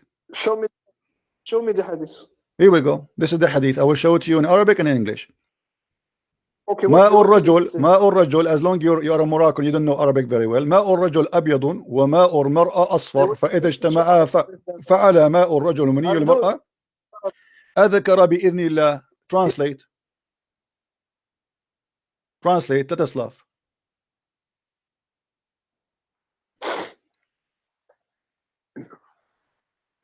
You can call a friend if you want. I will teach you what is the relation between this. Because here he's explaining the water. This is the gushing fluid, Abdul. This is the gushing fluid. And now don't change the topic. You tell me, did your prophet here lie? Did your why you don't want to read it? Why you don't want to read it? Why you don't want to translate? Are you ashamed of your prophet making poo-poo? What kind of a prophet he claimed that the man, and look guys, look here, the Muslim, they try to fabricate. They add, look what they add in the translation. Look what they say. Look and read with me. Look how they lie. They say that the women, the Holy Prophet said, the reproduction of substance of the man is white, and the women, i.e., ovum central partition, is yellow. Look at the lie. There is no thing. This is the Muhammad. He said it is yellow. Muhammad talking about the fluid which is coming from the vagina of the women, and when they have sexual intercourse, the male water overcome, which means Muhammad is saying the one who come first reveal upon the female substance. This is a lie. It says the water of a woman, and then they say it is a male child, and the creator of Allah. If the women's substance, according to Muslim translation, look here, the lies. If the female substance overcome the male, the baby will be female child. However, even with this false translation, even this is proven Muhammad to be a false prophet, because the one who decide the gender of the baby is the male, not the female. Secondly, there's nowhere they're speaking. Muhammad, he spoke about the chromosome. Let us get the Muslims Abdul busted. Hold on, I will show you something more. If we go in the hadith, You see, let me hold on. Let us get you busted, Abdul. Abdul, the lies of Muslims trying to cover. Hold on. Listen. Let's finish this hadith. You are lying about this hadith. I'm lying. Why? Yes, I will show you why you are lying. This hadith doesn't talk about the creation of a man. It's talk about the similarity between the baby and his mother and his man. It doesn't talk about the creation of a man. Okay, what about this one? Let us see. Read the full hadith. Okay, we will read. Let us connect. Everybody will laugh at you in a second. The messenger of Allah said the water of the man, the water of the man is thick and white. and before the this. women water is thin and yellow. So now conferred by Muhammad what he's talking about, and he says whichever of them comes first, the child will resemble the parents. So now what resemble the parents mean? We will go to the other hadith, the one you said to me I lied about. We go to the other hadith. Let us see. So now it's confirmed. Shut up. It's confirmed. It's confirmed what women is what water is that. This is the water of the man and the water of the women. Whoever come first, whoever come first. This is about the chromosome. The Muslim, they lie in the translation. There's no chromosome. There's no substance. This is whoever comes first. Now we go to the second hadith. Now here we go. Listen, Abdul. You said I did lie about this hadith. Explain to me how I did lie. Go ahead. You are lying because this hadith didn't talk about the creation of a man or this. He talked about the similarity between the child and his parents. Okay, so but this is how is it created? Okay, hold on, guys. This is not about the creation. This is not about the creation. So why you're a prophet saying, okay, this is not about the creation, no problem. But this is speaking about gushing fluid, which hold on, potato. Did your prophet say? Did your prophet say if whoever of them comes first, the baby will resemble the parents? Yes. Okay, that's mean the coming is what decide and what make the baby happen. Correct. This is proven. This is how he created them. How he created them. How the baby is created from the water of the man and the water of the women. This is what the Quran is speaking about. The water of the man, the water of the women. The water of the man is white and thick. Your prophet is clean. Respect your prophet, man. Shame on you. Respect your prophet. Don't make fun of him. Shame on you. Why you are making fun of the prophet Muhammad, peace upon him, man? Why you are doing that? So you're a prophet saying that the man's sperm is white and thick. I don't know if you have a sperm or not, but maybe one day you will find out. And the women's sperm is thin and yellow. And whichever of them comes first, the child will resemble the parent. Now, did your prophet here, Abdul? This is about the creation. Yeah, this is about the creation of the baby. This is about the creation of the baby. Muhammad is trying to explain to us how the baby is created. No, he didn't talk about the steps of creation. He talked about how it comes to resemble with his parents. Don't twist it. Okay, hold on. Okay, hold on. In this verse, in this hadith in front of us, you agree that your prophet here is speaking about the resemblance of the parents, correct? Yes. Okay, why about the creation? Okay, no problem. Hold on. I will go with you. Why your prophet lying then? He's saying that the one resembled the child. He is lying because it says. What is that? You didn't nothing in science, my friend, and you want to interpret the verse. You say prophet lie. It is you who never. You're a prophet saying that whoever comes first will decide the gender of the baby. Is that true? Whoever comes first would decide the gender of the baby. Brother, please. I want you from now on never come first, because the babies will look like you and they will be smart like you, and that is very dangerous. I advise you to make your wife come first. At least they will be smart. Listen, it says whoever comes first. Do you agree with your prophet, or your prophet here is making poo-poo? Do you agree with your prophet? Do you agree with your prophet, or your prophet here is doing poo-poo, big poo-poo? The scientists agree with the prophet and not with you. He agree with him. The scientists, they agree that if a man have orgasm first, the baby will be a boy, yes. And if the women have orgasm first, the baby will be a girl. They agree with that. Go no search. Scientifically. Guys, go and do search, brother and sisters. Go and do search, brother, sister. Go and do search. Go and do search. The scientists agree, brother, that if a man have orgasm, okay, I want you to do this, Abdul. I want you to do this. I want you to show me one scientist agree with your prophet. Do it now. You'll get exposed by scientists, my friend. You make yourself a professor and doctor in science. You are zero, my friend. You are nothing in science. Laugh at yourself. I don't know. You know, ask people. Look at people in the text. They are dying from laughing. I don't know. They are laughing at you or at me. We don't know. Allah knows best. Okay, listen. Can you find me one scientist he agree with you that if the women have orgasm first? Abdul. So Abdul, listen. Don't change it. Muslim women, they never have orgasm because simply you do circumcision for them. So now how the Muslim women, they will have a baby girl then? Explain to me. Listen, you Muslim, you circumcise your wife, which means she will never have orgasm. There is no Muslim woman she have orgasm unless she is not circumcised. Okay, now So now how Muhammad he proved to us that he's stupid by doing that? Because if a woman she cannot have orgasm, I can show you the wife of the Prophet herself, she never have orgasm. Do you know that? Is that true? Is that true? Is that true? Is that true? Is that true that you're a prophet, wife? Is it true that your prophet wife she never have orgasm? Why you change the topic? I'm not. It's the same topic. I'm the same topic. Look, this is your prophet wife. You know, she never have orgasm, and she is the wife of the prophet.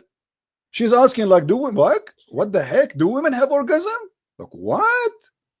Who's seeing that? The wife of the prophet. How do women have orgasm? Muhammad he says to her, sure. Read with me. Salim said, Allah Messenger, verily Allah is not shy on telling you the truth. Is it essential for a woman to take a bath after she had a wet dream? Muslim women, they are seeing wet dreams always, non-stop. They are horny. We are not. Okay, nectar sexual charge. Read it. You see it? He said yes. If she noticed that this charge, then Salama laughed. She laughed. The wife of your prophet. Is Salama the wife of the prophet, or she's a neighbor, brother? By the way, brother. Is that the wife of the prophet or the neighbor? Who is this woman? Muhammad, he never made his wives have orgasm. Look what she said. Salama laughed and said, what? Does the women have a sexual discharge? Muhammad, he said to her, yes. How does her son resemble her, the mother, then? So Muhammad is claiming that the women discharge is the reason for the baby to resemble the mother. How do you respond to that? Why you are changing? Why you are jumping? I'm not changing. I'm getting you more busted. I'm getting you busted. Getting your prophet busted, who cannot even make his wife have orgasm. Who is this woman, Salama? You tell me. Who is she? Why she never heard of orgasm before? And why Muhammad saying why Muhammad he confirmed that the women have, when she have orgasm, that will make the baby resemble her, which means became a female. Prove to me that this is wrong scientifically. You are just waffling without any evidence in science.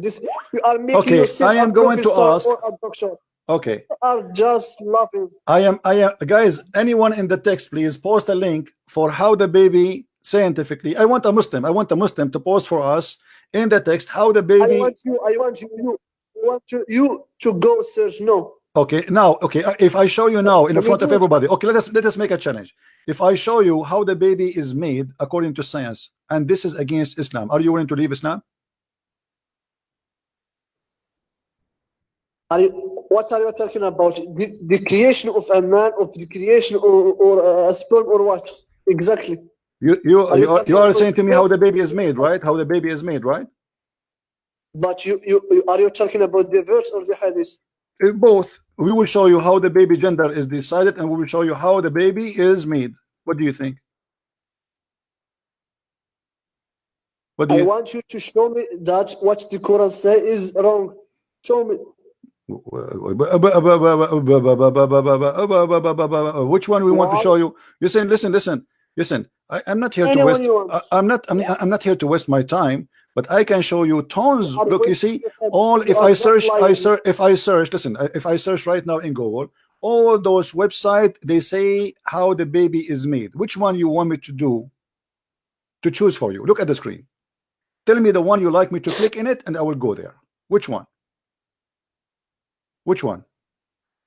Go to a website of scientists, and not just. This is all scientists. All of them, they are scientists. Which one you choose? You see, I'm giving you because you refuse to do the search yourself. Which one you want?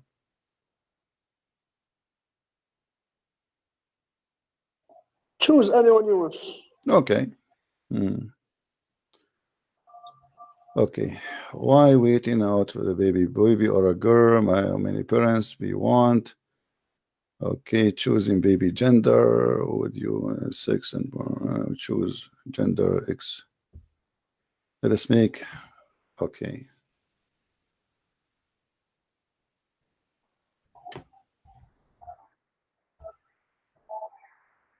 How to have a girl or a boy? Choosing baby sex. Was there a child or a girl? Boy, girl, brain, see, meth.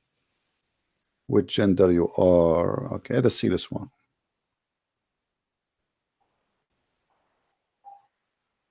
Boy or girl, Britnet Miss, which gender you are carrying. All right.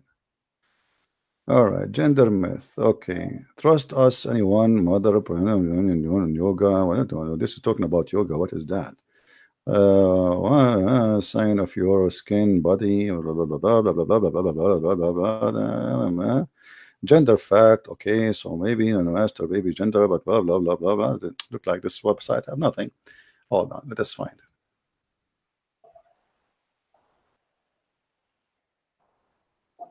Hold on. We need to find a website speaking about science of babies. Anyone have one? If you have one, send it to me in Skype. Okay, let us see. All right, somebody send me something I don't know. Let us see. I'll put it in the screen.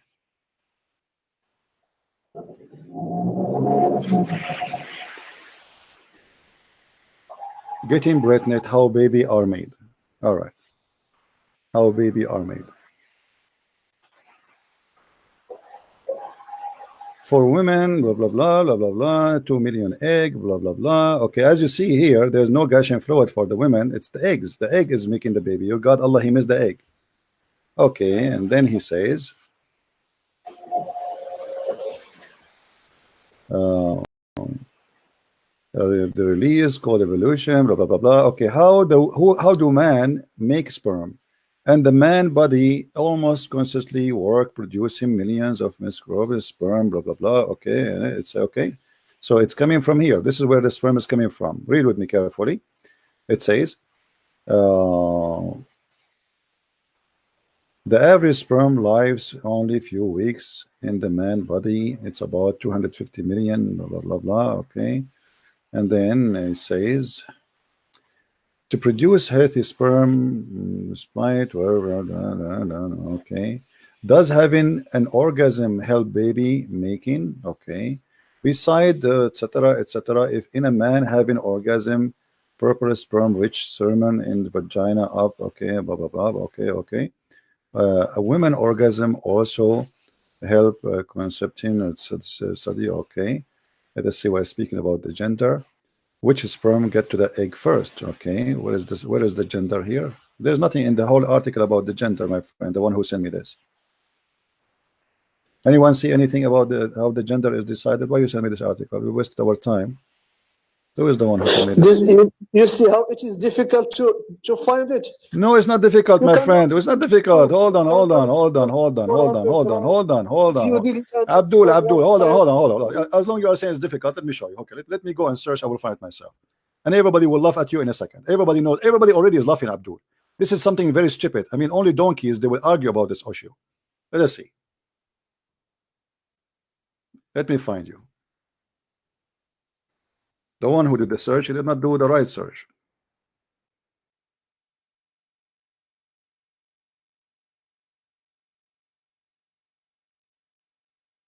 All right.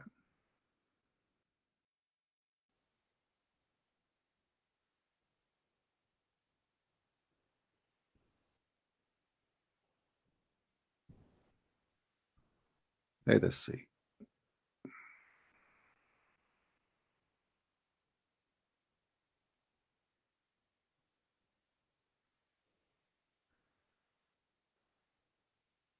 Actually, there's many videos, but we don't want to use them because that will be a copyright issue. There's a ton of them.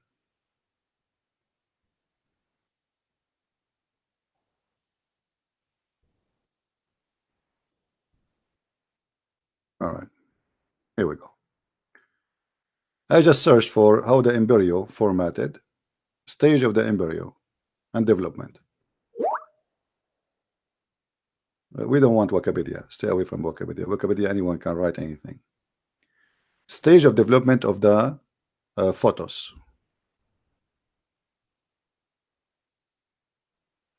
I'm going to post the link. Everybody can go and read.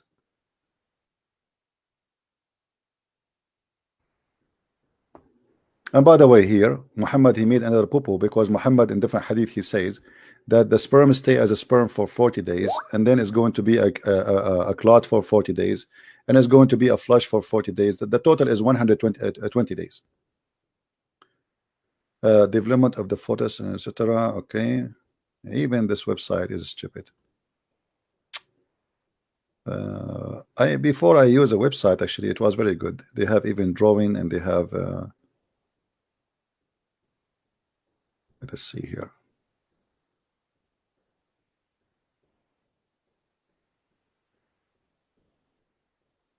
Maybe if we read in details, you will see the let us see.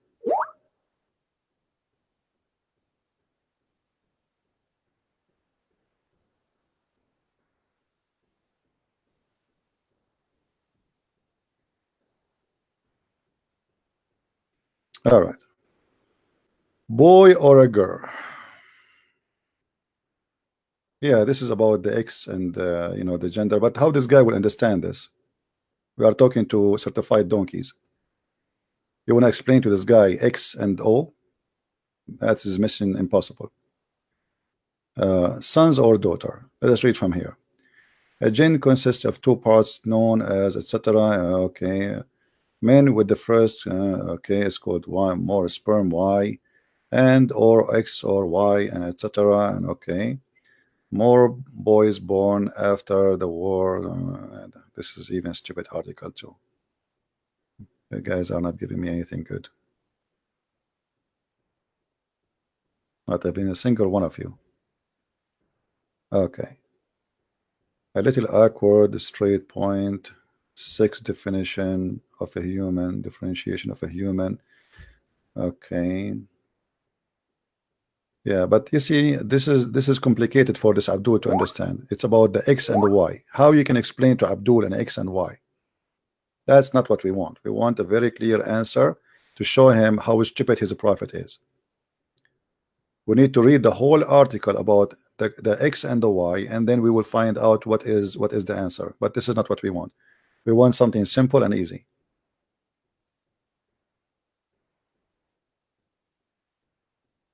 Let us see this one. Learn how the baby became a baby girl or baby boy. Okay, let us see. One of the most exciting part, your baby genes determine the sex. Okay, your baby's sex determined at conception by his or her genes. Okay, embryos with XY chromosome become boys, and those with X chromosome become girls. And there's 70 different genes, etc. And by the way, I read an article even not long time ago that even those they found that it was really the man who decided. It's not really the chromosome of both. This is what I saw in the article. They are saying it. They found that it was the man and the man only. But look here. It is the chromosome, according to this article. In the beginning, boys and girls are the same, up until about 7 weeks to 8 weeks pregnancy. Both sex have what is known gentile ridge. All right. Advertising. The baby would develop a female sex organ if it were not male hormone testosterone at around week 7.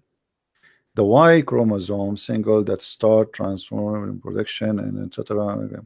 But anyway, as you see, this is alone here is enough, because Muhammad, he said whoever comes first, that will decide the baby gender, correct? This is here is enough. Muhammad, he made it clear that the one who decide the gender of the baby is whoever come first. There's not even a woman pregnant yet. You come first, the baby will be like you. Doesn't matter if it's a male or a female. And here we go. This is science in front of us saying totally the opposite. Let us call this Abdul. This is enough. Let us call this Abdul and love together again.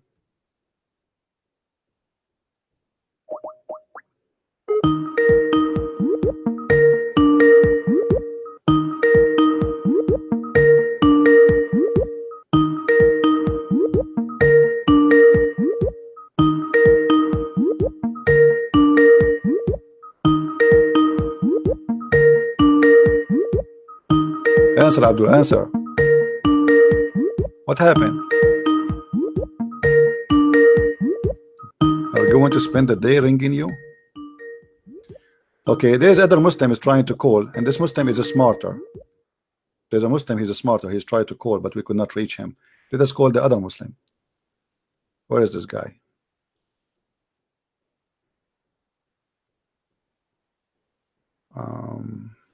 Isa. Okay, let's see what Isa want to say. Isa is smarter than this guy.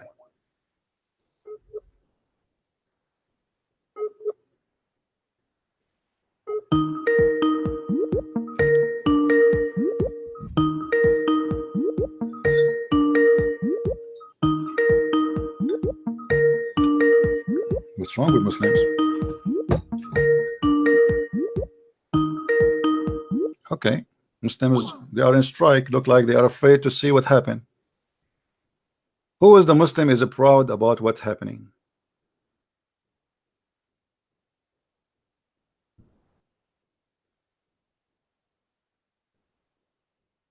Who is the man? Who is the Muslim man will explain to us why Muhammad is saying such a thing? And by the way, here it says, read with me carefully. When I said to you that it's the man who determine, I made it clear. Men determine the sex of the baby depending on whether their sperm is carrying X or Y. As simple as that. It's not the female. You know, for a long time, people they blame the women, like Muslim men. If the woman she gave a baby girl first time, second time, third time, so what he do? He go and marry second wife, hoping that the second wife she is going to give him a son. You know, because they are ignorant. So men determine the sex of the baby depending on the or on whether their sperm is carrying an X or Y, and this is alone is enough to get Muhammad busted. Any Muslim have a comment? How Allah he say such a stupid thing? How Muhammad he say such a stupid thing? And remember, Muhammad when he answered this answer, he claimed that Jibril told him. Muhammad when he answered this answer, he claimed that Jibril is the one who told him that. It's not his idea. What happened to you, Yusuf? You don't want to call me no more? Yusuf? Mama is waiting.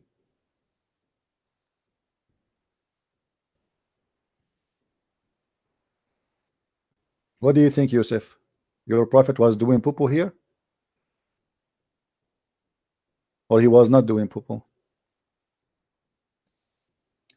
If we go in the hadith, you will find Muhammad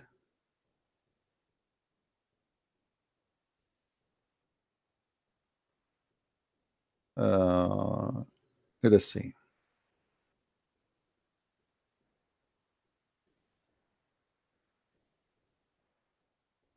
He said that Jibril he just told me.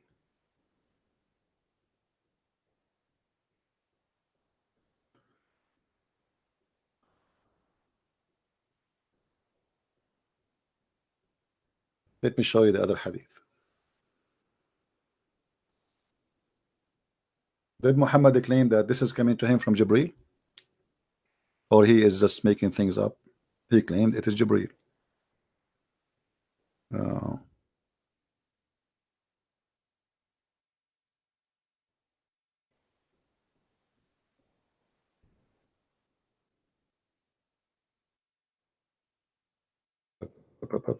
Here we go. All right. Read with me what Muhammad said. Muhammad, he did not claim that this is an answer he is guessing. Muhammad, he said clearly that this is Jibril told him. Read with me. The man, he said to him, and what make the baby look like the father or the mother? And by the way, here they mean if they are female or male. The prophet said, just now Jibril has informed me about that. Do you see it? The Muslim, they cannot say, well, Muhammad is a man, he thought this way, he is mistaken, he is a human being like all of us. Well, Muhammad is a liar. This is what it's making a difference, because Muhammad is making a claim that the one who told him this information, it is Jibril. Correct, guys? As long he is saying Jibreel informed me. Now, what the Muslim can say, what he can say, obviously there's one of two: either Jibreel is stupid or Muhammad is a liar.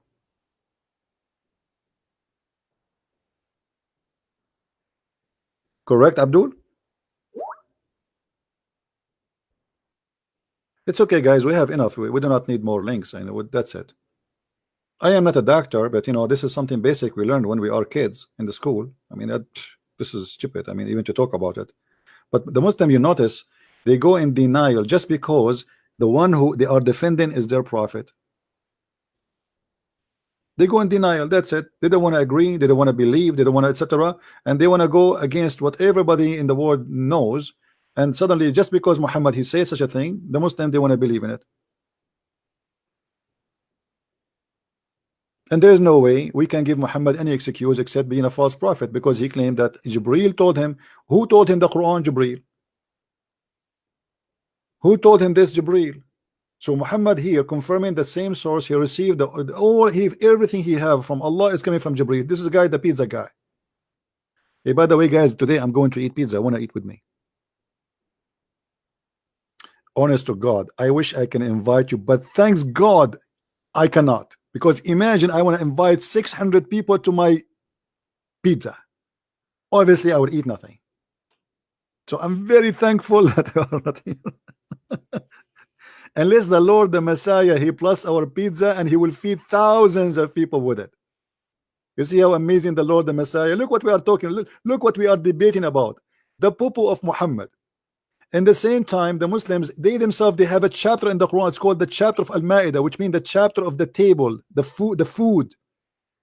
Jesus, he blessed the food, and people, they eat by thousands and never end, even in the Quran.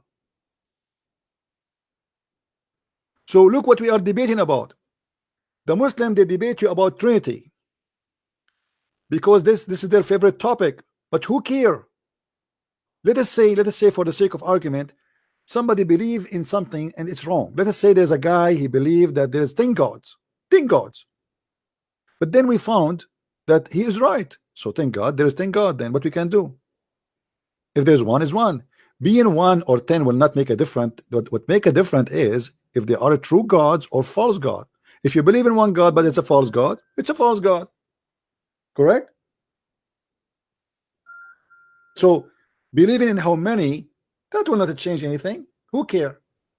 Let us say somebody believe in 1 million God, but there is one, and then we discover that there is 1 million God. That changed nothing.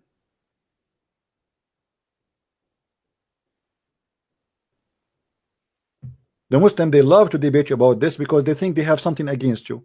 Same time, we are the one who believe in one God, not you. In the top of that, everything Jesus does, your God cannot do. Can your God bless the food of somebody and multiply it to feed thousands? He cannot. Show me. What Muhammad he did, he claimed he stole the miracle of Jesus and he claimed it to his God. You see the thief? But he himself could not do anything. And he himself, he started making poo-poo, saying lies that he is a scientist, he's a doctor. He knows how the baby created. And look here at the story here.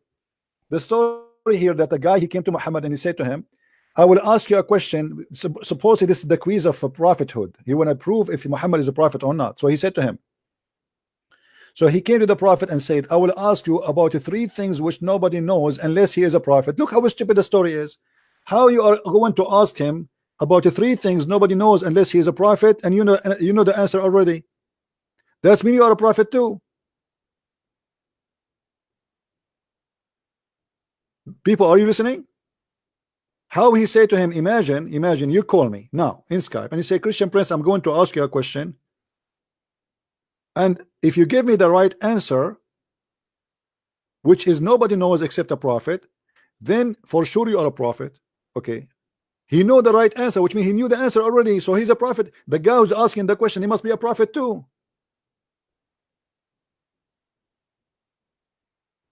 And then he asked him, very funny question, what is the first meal we will eat in the heaven? What first meal? What are you talking about? Muhammad, he said to him, we are going to eat the liver of the whale. The liver of the whale. Anyone knows why he chose the liver of the whale? Why the liver of the whale? Who knows?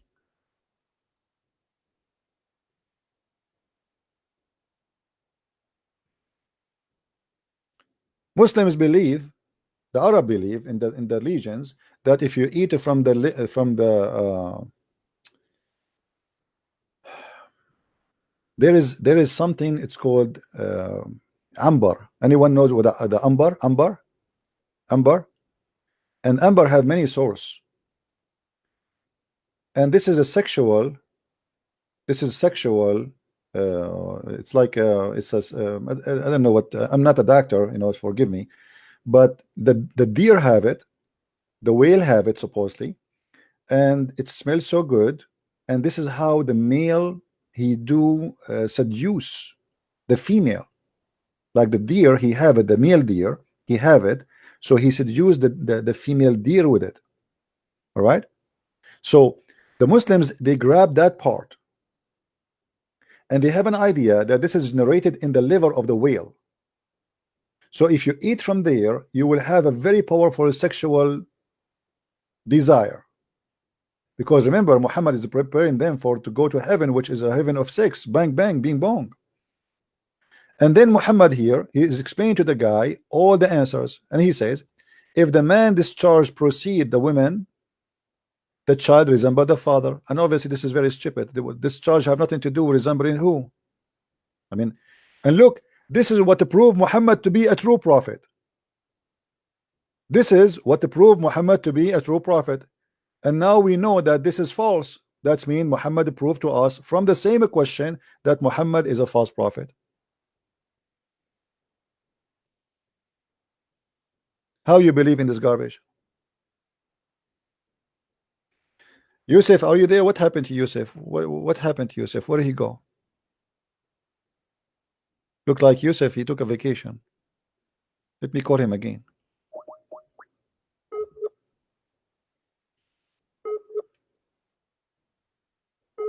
Maybe he flee.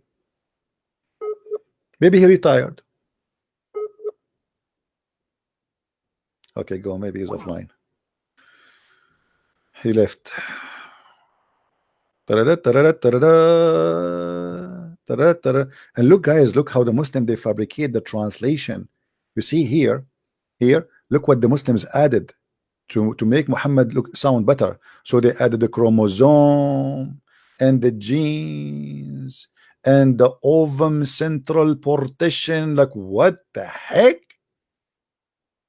Muhammad, he never spoke about this. He said the woman water is the man. Obviously he's speaking about the sperm. Look what he's saying. What a chromosome. What a chromosome, man. The man water is white, the women is yellow. What ovum central partition? Where do you get this from? And Muhammad is the one who said whoever comes first, the baby will resemble the parents.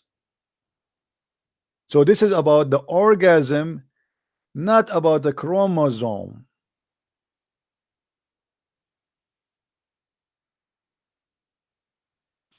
You know, if I ever get married, I will never do that. I don't want my son to look like me. Unbelievable. You want me? That's scary. In my house, I don't even have a single mirror.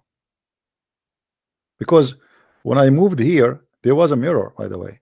I entered the room, in the bedroom, I saw a mirror. I get scared. Like, who's that? So I left. I came back. He's there. I left. And then Khadija, she came and she said to me, sit in the top of my right leg. I sat. She said, do you see him? I said, yes. Then she said to me, sit in the top of my left leg. And then she said, do you see him? I said, yes. Then she said to me, sit in the top of me. I sat in the top of her. In a good way, by the way, in good way, brother. And then she said, do you see him? She said, I said, yes. Then she took off her clothes, and that scared the hell of me and the hell of the angel. So both of us, we left. True story.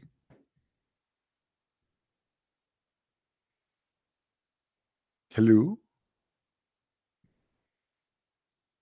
Hello? Do we have any Muslim want to say something? Anything?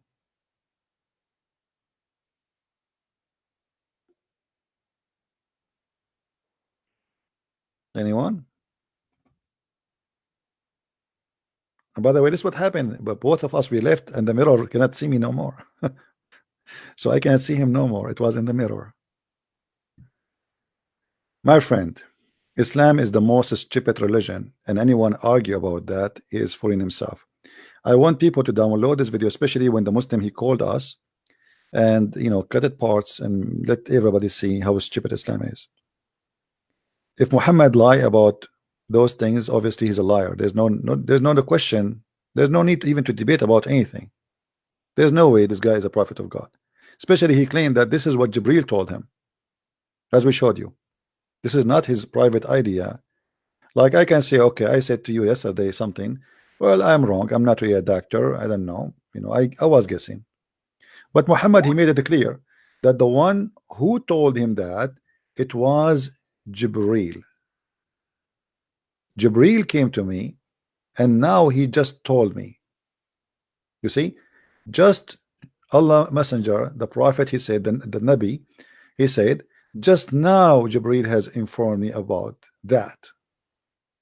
So Muhammad, he claimed that the information he have is coming from the guy who is supposedly an angel. His name is Jibril.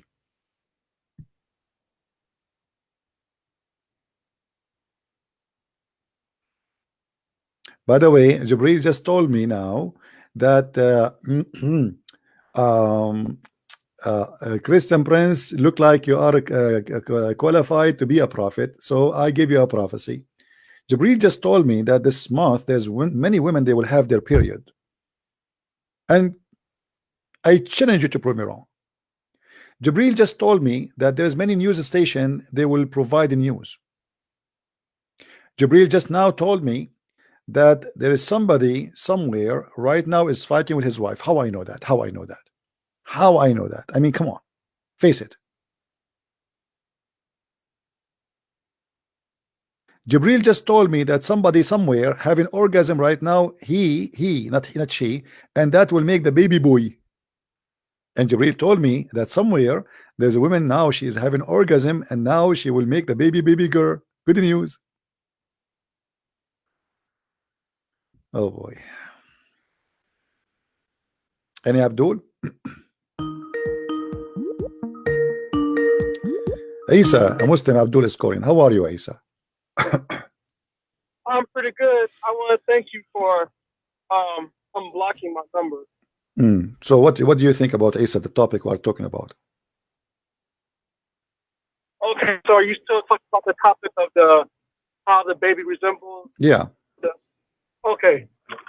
So actually what you did was you kind of caught yourself into a trap. Man. Okay, how does that happen? Go ahead. Okay. So try to follow along with me now. So you're saying the Jewish person, he came to the prophet and he said, I want to ask you about 3 things that only a prophet knows about. Okay. So we're supposed to, and keep in mind, which person, his information, he's getting it from the teachings of Moses. And you're supposed to be the Moses as being a prophet, right? Go ahead. Okay, so after the prophet answered him those 3 questions, the Jewish person, he confirmed that he was indeed, Muhammad was indeed a prophet, and that he answered correctly, because he said only a prophet would know these answers. So you're not supposed to take science over the teachings of Moses. So you either have choices, which is so the teaching of Musa. So you are saying the teaching of Musa says if somebody have orgasm first, the baby will be a boy? Yeah, because the Jewish person said, he confirmed, and he said, okay, well, you have to show me then. You have to show me that Musa says that. Go ahead, I'm listening. Okay, the proof is in the fact that the Jewish person confirmed that he answered correctly. The Jewish person, they confirmed that the Jewish guy, he said that. Okay. But my friend, the Jewish guy, first of all, the Jewish guy is, I don't believe even that he's a Jew. Secondly, this is what the Muslim says, and the proof of that, his name is Abdullah. His name is Abdullah. How somebody is a Jew, his name is Abdullah? That is impossible. Well, you No, because the Jews, they don't call themselves the slave of Allah. Obviously, this is the name of somebody we do not know, or maybe it's a Jew, and later the Muslim they change his name. Secondly, let us say I'm a Christian prince, and I say to you that if there's a question, if you answer me, there's nobody knows what the meaning except a prophet. But then I cannot back up where I got my information from, because you say this guy is following Moses. Where Moses says to this Jew, if you have orgasm first, the baby will be a boy. If you have orgasm first, the baby will be a girl. You have to show me. Otherwise, all of this is a lie. Which means now we have two liars. We have maybe this guy is trying to get Muhammad busted if he's a Jew. He asked him a question. If he gave us a false answer, Muhammad is a liar and he will get him busted. If he gave us a true answer, that means Muhammad is a true prophet. Now, as you see, regardless who is the one who said what, Muhammad, he gave a false answer. And the important for us that obviously this Jew is a hypocrite liar and Muhammad is a liar, for he gave a false answer. And now you are trying to avoid the problem. The problem is that your prophet, he said, now Jibril told me. Correct? Let me respond to you said first of all, you said that how do we know that he's really a Jew? So the problem with that is you can't pick and choose which parts of the hadith that you deem as being valid or not. Okay. The hadith said he was a Jew, and that you're going to accept the fact. Okay, where is the hadith says he's a Jew? Can you show me? The hadith said a Jewish person came to the prophet and asked him. He said, "I will ask you 3 questions that only a prophet knows about." It says here in front of me. Okay, hold on. In front of me, it doesn't mention in this hadith specifically. It doesn't mention anywhere that he's a Jew. Secondly, let us say for the sake of argument he's a Jew. How your prophet give a false answer? Who said it was false? Because everybody knows that this is a lie. The orgasm of the man first or the women first have nothing to do with the gender of the baby or the look of the baby. Okay, let me explain. Now, first of all, we're not atheists. We're supposed to be following the teachings of our prophet. We are not what? We are not what? I don't hear you. We're not atheists. Okay, we're supposed to be following the teachings of our prophet. Okay. So, according to the teachings of Moses, as affirmed by this Jewish person, that Muhammad answered correct. That means that Jesus also taught this. The second point is, what did Moses? What did Jesus himself? How did he answer this question? That's another question that you have to answer. My friend, you have to show me that this Jew, when you are saying to me that a Jew, he confirmed what Muhammad he said, correct? Okay, obviously now we have two liars, because you are saying to me a Jew, you are not saying to me Moses. And let me tell you something, if Moses says that, I will say to Moses, you are a liar too. Even if Moses says that, I will say you are a liar. That means you're a disbeliever then, because I will disbelieve, because if Moses is saying something stupid, that means he's a liar. So now you are trying to make it look like, okay, if Moses says that, then we have to take it as it is, and whatever he says, it doesn't matter. But you cannot prove that. You are not picking up where the Jew he got this from. Where Moses he said, if a man have orgasm first, the baby will be a boy. If the women have orgasm, have a girl, is a girl, like first, the baby will be a girl. Show me, and then I will say to you right now, live on air, I will say then Moses is lying. But you cannot do that. So you are trying to defend the honor of your prophet by his lies. I can. It's easy, because the Jewish person, he doesn't know science. He's not living here in the 20th century. My friend, that will make two liars now. We have the Jewish guy and Muhammad. Obviously, the Jew always they trap Muhammad. As an example, the Jews, they came to Muhammad, they asked him about Alexander the Great, and then he told them a story about him, and the Jews, they start laughing at him because the story is fiction, is a lie. So when somebody, if I ask you now, I ask the Muslim questions just for a laugh. I don't approve Muhammad. I say how the baby created, and then you say, and I say to you, nobody knows the answer for them except the prophet. Look with me here how stupid even this challenge is, because if this Jew, and you claim that the Jew he knew the answer, right? Okay, if nobody knows the answer for this question except the prophet, how does Jew knows unless he's a prophet too? Because he knows the teachings of Moses. No, but he said but he said nobody knows except the prophet. Nobody knows. Not a single Jew, not nobody. It says nobody knows what is the answer for those questions unless he is a prophet. Read with me. I will ask you. Hold on. I will ask you about the 3 things which nobody knows unless he to be a prophet. Unless nobody. So how he say nobody knows, And this is the challenge to prove that who is a prophet or not, which means this is secretly knowledge. This is secret knowledge. How this man, he knew something nobody knows, but only prophet he know. That means he is a prophet too. No.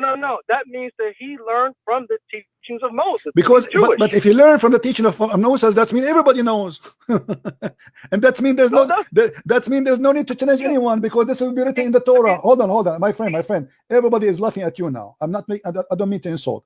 If this is in the teaching of the Jews, and as you said, that means everybody knows what he knows.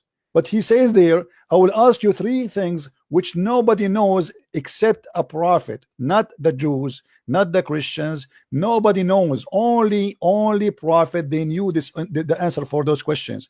So you are now trying to defend a Jew, making fun of your prophet. Obviously, he's making fun of your prophet. It's obviously, if he didn't know, if only a prophet knew the answer, how would he be able to affirm it? Unless he knew what Moses unless he's a scumbag. This is the answer. Unless he's a scumbag, he's a liar, he's a hypocrite. Unless this is story maybe is a story of Muhammad fabricated. So if I confirm what is wrong, doesn't make any difference. What the Jew confirm here, if the Jew confirm it, that means he's a scumbag too, and he's a liar, because this have nothing to do with God and cannot be about God, because God will never teach something stupid like that. So now look what you are doing. You are trying to defend your prophet, saying something stupid, that the women have orgasm first, the baby will be a girl, the man have orgasm first, the baby will be a boy, by saying, okay, the one who confirmed that is a Jew. So your witness is a Jew? According to the hadith, you use the hadith as an evidence. My friend, okay, isn't it the Quran says that the Jews are corrupt people and they are liars and they are the worst enemy of Islam? Now they are the best friend for you? Let's stick to the topic. We are sticking to the topic. How you accept a Jew to confirm what Muhammad is saying to be true, and Muhammad is saying that the one who told him is Jibreel. The answer is coming from Jibreel. And if the Jew confirm what the prophet said, that means the Jew obviously is making fun of Muhammad, or he is a liar, because this is a false answer. So you are trying to avoid to answer why Muhammad is saying something which is not true, which means he's making up a lie. He claimed that Jibreel talked to him, Jibreel spoke to him, gave him the answer, and now you are trying to confirm all this lie by saying, okay, a Jew so told him that. So if the Jew said that he agreed, that means Muhammad is saying the truth. Okay, why don't you resolve it very simply by telling us, what did Jesus say about what makes the baby a boy or a girl? What Jesus said? Well, Jesus did not talk about it. He didn't talk about it, or you don't know what he said? No, he did not talk. Show me where Jesus said. Where Jesus said? Go ahead. So if you don't know what Jesus said about it, then it's possible that Jesus could be agreeing with what Muhammad and this Jewish person said. That no, Jesus always speak wisdom. You know, there's nowhere he says something stupid. Show me. Did he say something stupid like your prophet? And look what you are doing. Look what you are doing. You are running forward. Let us say there is all the ones people they believe in them. They say and they agree with Muhammad, but this is not true. That will make them all liars. Doesn't matter who they are. Doesn't matter who they are. Doesn't matter who they are. Let us say there's 1,000 million prophet in the world. The people, they call them a prophet and they agree with your prophet, and this is not true. It means all of them they are lying. Doesn't matter. So now what we have is a proof that Muhammad is a liar, because what is important is that this is a proven to be false, big fat lie. And your prophet claim that the one who told him that is Jibreel. Do you see what he says? Jibreel inform me right now. Yeah, that's okay. No problem. All right. Let me ask you. So do you agree? Isa, do you agree that if a man have orgasm first, the baby will be a boy? Do you agree with that? Okay, first of all, that's not what the hadith says. No, this is what the hadith says. No, this is what the hadith says. This is what the hadith says. Okay, let me show you. Hold. Here we go. I will show you. This is what the hadith says. Here we go. It says, I will read it for you in Arabic and I will show it to you in English. Here we go. ماء الرجل أبيض وماء المرأة أصفر فإذا اجتمعا فعلى مني الرجل مني المرأة أذكر بإذن الله. أذكر بإذن الله, became a male by the will of Allah. وإذا على مني المرأة مني الرجل أنثى بإذن الله. So if the woman a sperm came first before the man, the baby will be untha, which means female. As you see, this is the word. Let me highlight for you the word adhakara, and I change any Muslim to say to me to call, if you speak Arabic, to say I'm lying. This is adhkara and this is untha. So your prophetic claim that what make the baby a boy is who having orgasm first. If the man have orgasm first, the baby will be a boy. If the women have orgasm first, the baby will be a girl. If we go to the other hadith, it says the following. Let us go there. Muhammad here, he make it more simple. The Messenger of Allah said, the man water is thick and white. So he describing what? Describing specifically the gushing fluid from the private part of the man. And the women water is thin and yellow. He's talking about what? You know, if you go to the other hadith where Muhammad, he described to the women who have an orgasm that she have to wash, he described it exactly as we see here. He said it is yellow and thin and she have to wash if she have orgasm. Let us go to the hadith. Here we go.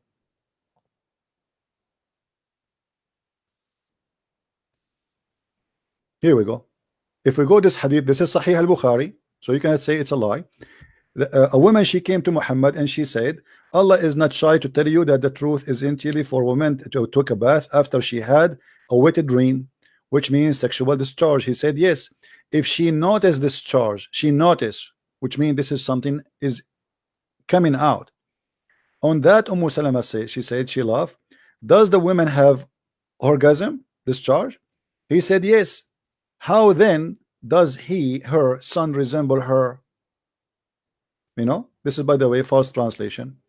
The word is al-walad, which means the baby, the born baby. So how her baby resemble her?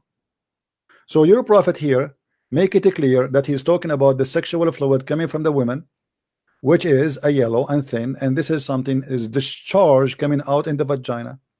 So obviously Muhammad, he made a big mistake. And Muhammad here, by claiming that the one who told him that is Jibreel, he proved to us that he is a false prophet. Go ahead, Mr. Isa, I'm listening. Okay. So first of all, the hadith says that you confirmed that Muhammad was speaking the truth. Okay. So we, as being people who follow scriptures, we're not supposed to take science over the scripture. So you could, like I said before, the hadith does not mention the word orgasm, but the hadith says that if the water of the male, of the man, precedes the water of the female, it does not mention anything about orgasm. So what is the water of the man? What is the water of the man? Hold on, Isa. What is the water of the man, which is white and thick, precede the water of the man? What is that? Is that orgasm or not? It says the water is white, right? It says the water is white. So isn't this orgasm? Isn't this orgasm? Isn't this the cum of the man? But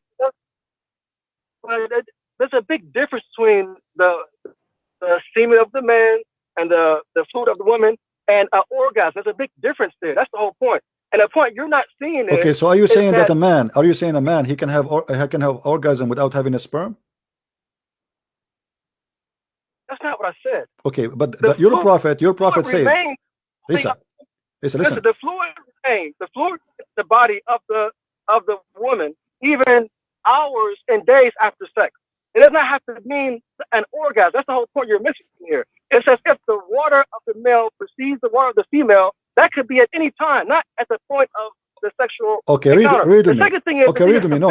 Hold on. Read with me. It says your prophet saying the water of the man, the man is white, and the water of the woman is thin, and whoever of them comes first. Does it say comes first?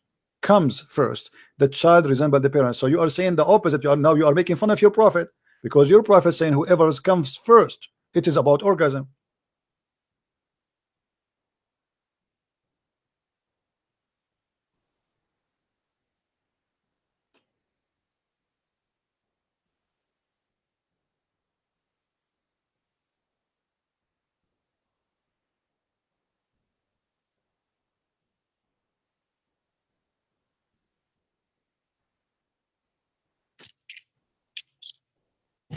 What happened?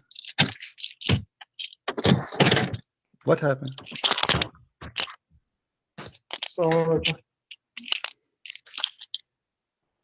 Are you there? Okay, you can call a friend. Let me know. I'm not going to. It's very embarrassing what you said, because obviously you destroyed your prophet without knowing. You were explaining that this has nothing to do with the coming first, and etc. And this is the truth supposedly. So your prophet was lying. And thank you very much for saying that. You still alive?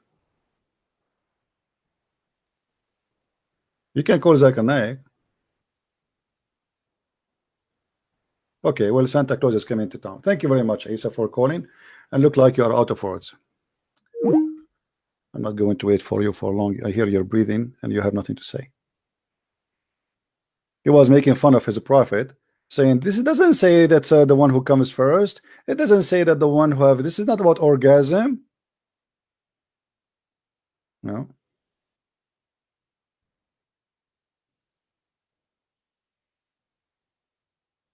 Right?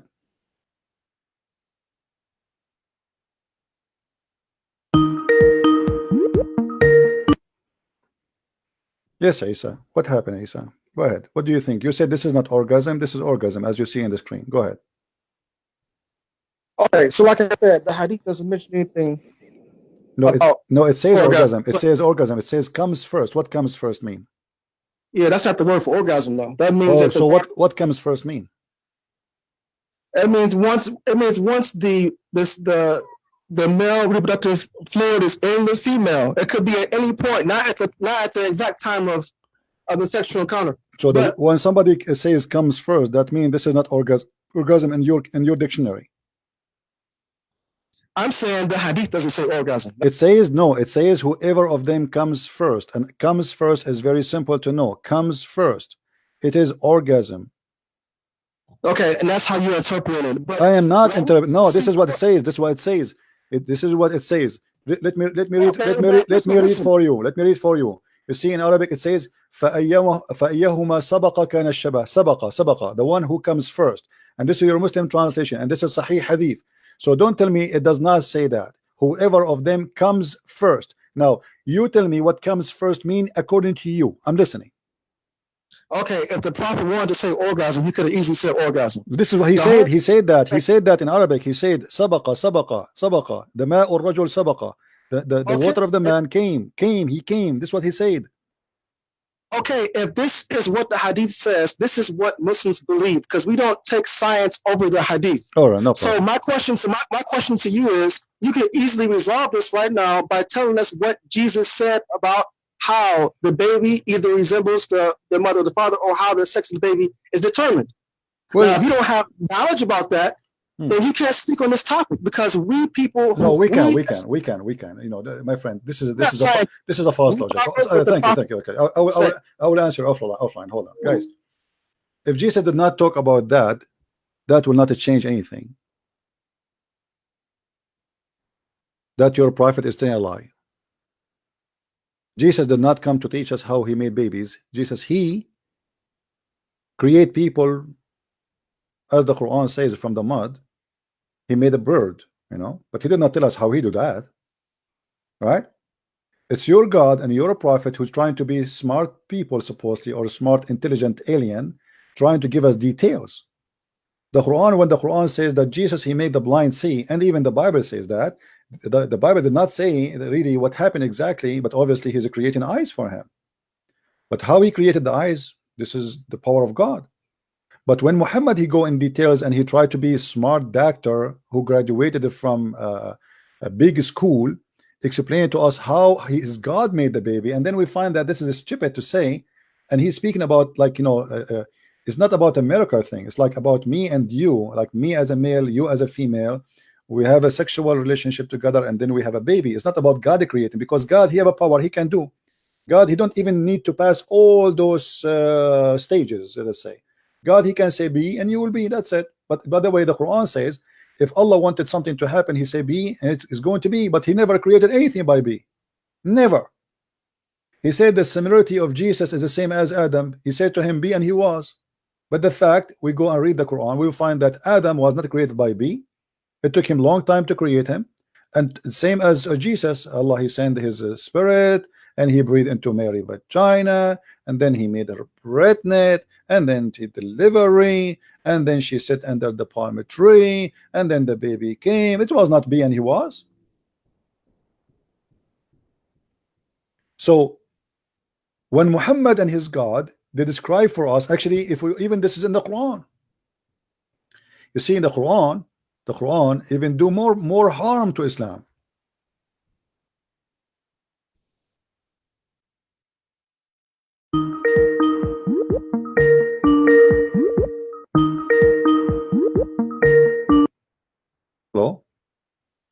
Yeah, hi, Christian Prince. Hey, my friend, how are you? I'm fine. It's Mr. A. Yes, my friend. I wanted to share something here. I heard a lot of nonsense and about this sperm and orgasm. Okay. I will tell you something. A man's sperm contains 22 chromosomes as well as either one X or Y chromosome. All right. And a woman's contains 22 chromosomes plus an X chromosome. So it has nothing to do with who orgasms first. It's all in the man's sperm, which either the X chromosome will reach the egg or the Y chromosome will reach the egg. Yeah.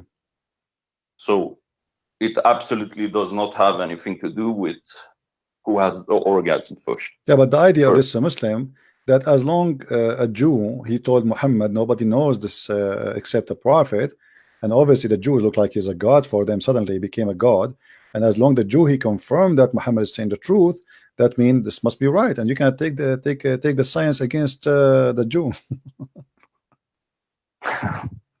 Yeah, it's ridiculous, man. Yeah. How can you even believe such a thing? It's amazing how the brain works on specific people.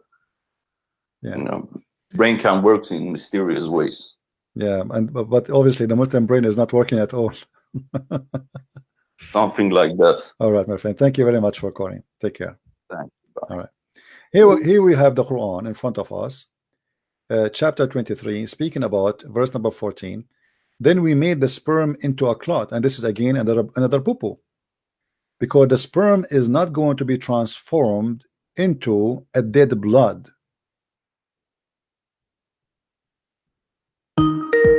Is that correct? Yes, Isa. Okay. I just heard what the caller said, and like I was trying to explain to you, we don't follow science if it goes against something that is confirmed in the teachings of a prophet. That's a very, very easy principle to. Yeah, but you see, this can be accepted if we are talking about a miraculous thing, like a miracle God he did. As an example, God here resurrected somebody from death, but this cannot be explained. No problem, we can accept that. But when we talk about a man and women having orgasm, and then how the baby became, this is not about God involvement, because God, he made Adam and Eve and he gave them the ability to reproduce, correct? Yes. Okay, so now what Muhammad is talking about here is the reproduction process is not about a miracle. It's just a reproduction, which is also supposedly God creation anyway. So God created how man is. He created Adam, he created Eve, and then he gave them the ability, if they have sexual relationship together, they can have babies. So it's just a normal procedure of reproduction. Allah or your God, oh my God, is not really involved in it no more, because he created the first man and women, and the rest are coming from them. But now your God is giving us details about how the reproduction is done, not a miracle. So look what the Quran says. And we made the sperm into a congealed blood. Do you know what congealed blood is? Yeah, it's a blood. Okay, what kind of blood it is? I'm not sure. It's dead blood. It is dead blood. So Muhammad claiming, I'm not sure what congealed. No, congealed blood is like, you know, if you get yourself injured, as an example, there's a clot will cover your skin to protect it from any things to penetrate. It's like something normal. The blood have a material which, if it's exposed to air, that blood will go solid, will become dead and will die, and it will make a cover until your skin is healed, and then that blood will drop by itself, which is going to be like a bandage. You know, God, he gave us a natural bandage over our skin. So your prophet claiming here that the sperm made into a congealed blood, and this is again a very bad mistake. This is God talking. You see, he's not talking about a miracle now. He's talking about a normal procedure, how a human being reproduction work. Okay, so what does the gospel say about this process of how the baby is, you know? You see, like okay, hold on. If we, you know, for us, we can take whatever the Bible says, And the Bible, the Bible, in many verses in the Bible speak about many things. As an example, how God created us, He created the flesh, He created etc. And I believe that Muhammad, he was trying somehow to copy from the Jews something the Jews they knew. And Muhammad always, when he copied from the Jews, he make mistakes. So you know, he heard the Jews saying something, and he decide that he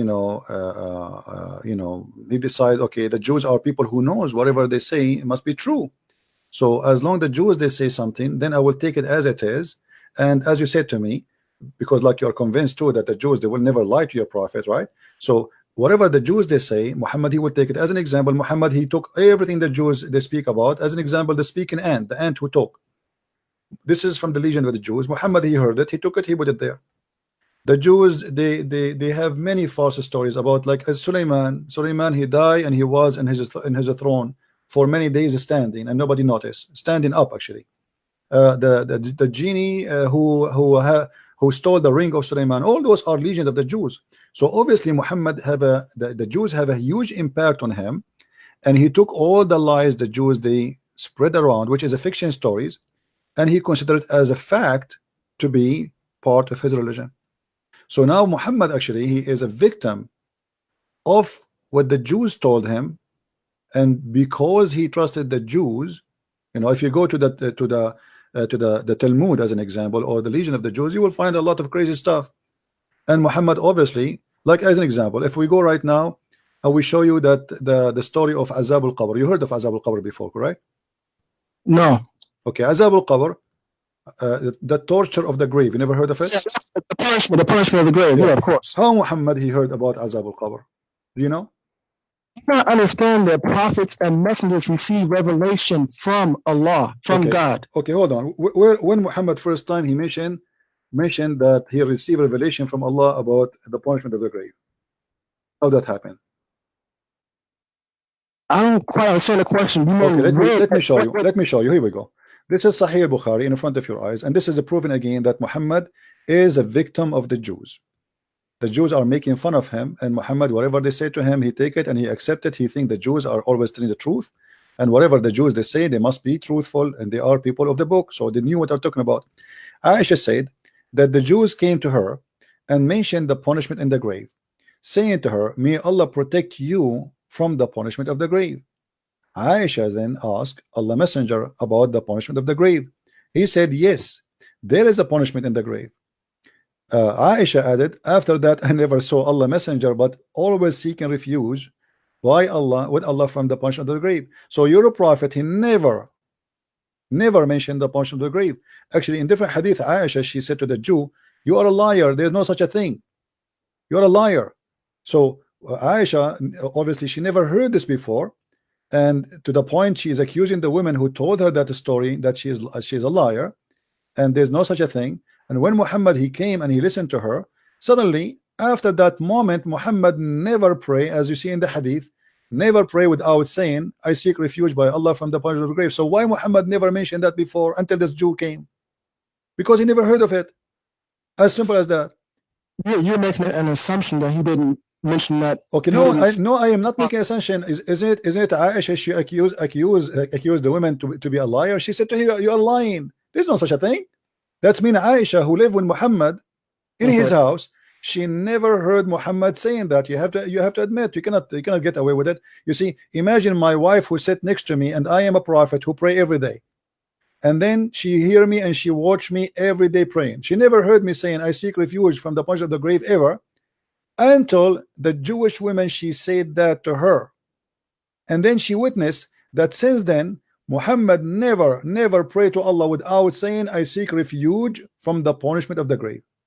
So since then the prayer became like it's impossible to see Muhammad praying without mentioning I seek refuge from the point of the grave. So why she never heard him saying that prayer before?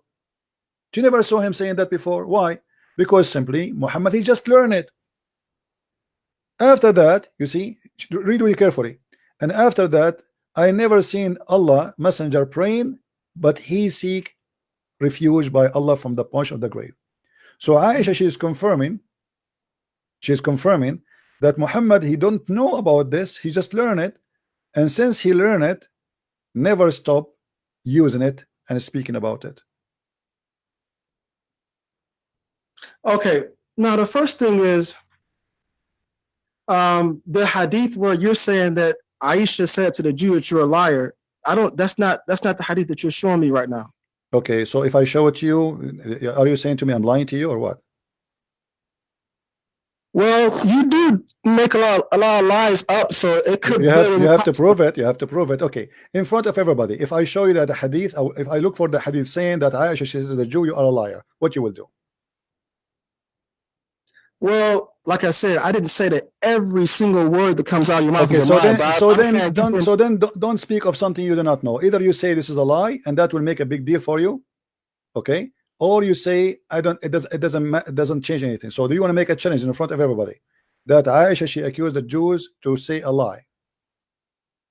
Okay, let me explain something to you, because we have principles. Okay, we as Muslims have principles. Now the principles are, and this is how you really can't get away with a lot of trickery with me like you do with other callers. Okay, anything that you show me that's from Bukhari or Muslim, these two collections of hadith, I'll believe it. Anything. Okay. And anything from the Quran, anything that's in the Quran, we believe that is the 100% truth.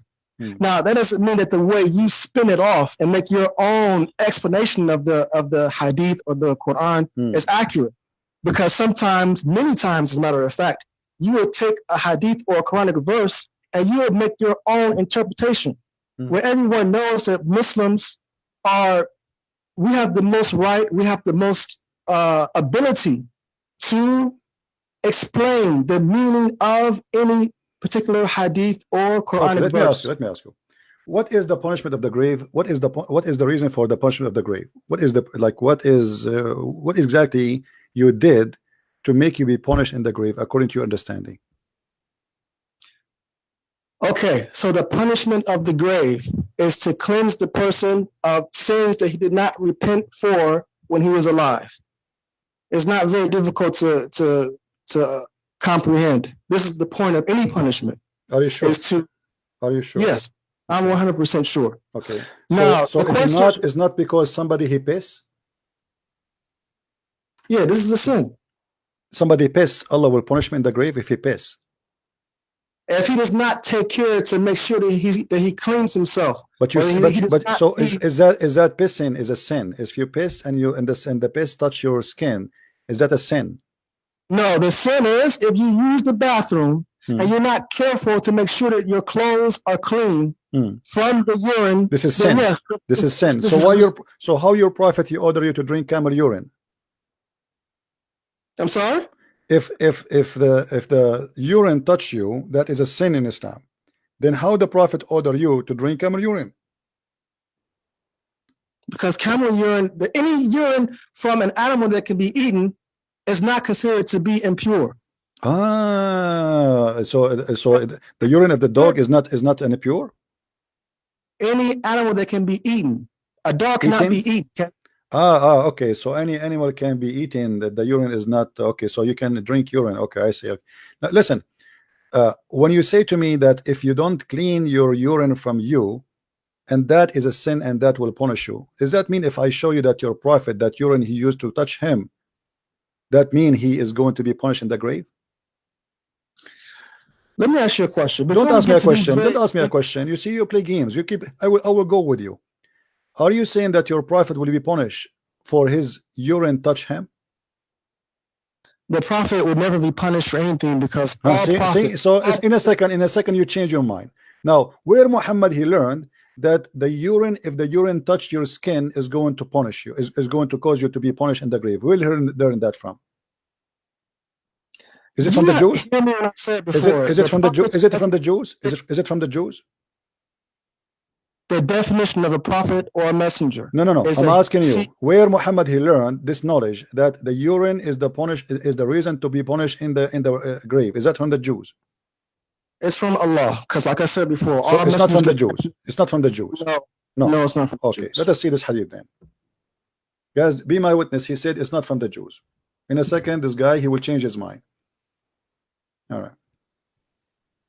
I want to see this. I want to see you change my mind. Go Okay, ahead. let us see. Let us see. Here we go. Aisha, she said, a Jewish woman entered into me and said, the torment of the grave is because of the urine. I said, you are lying. What Aisha, she said, you are lying. She said, no, it's true. We cut our skin and our clothes because of it. The messenger of Allah went out to pray, and our voice became loud. He said, what is this?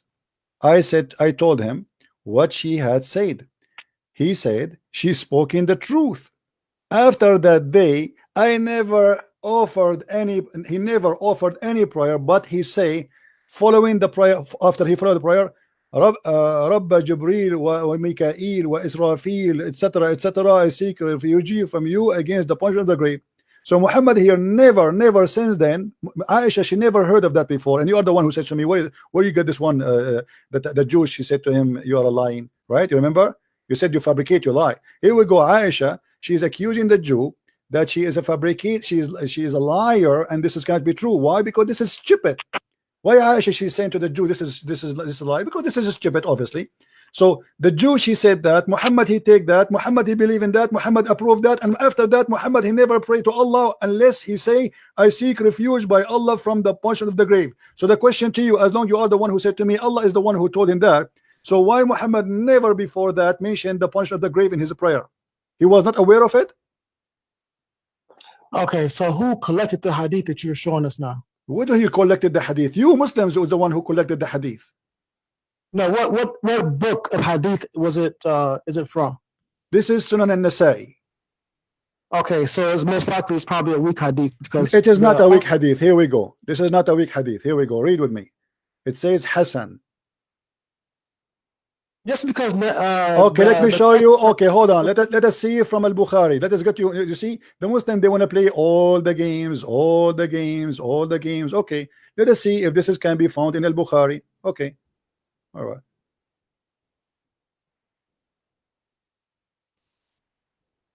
This is Al-Bukhari. So what we will do now?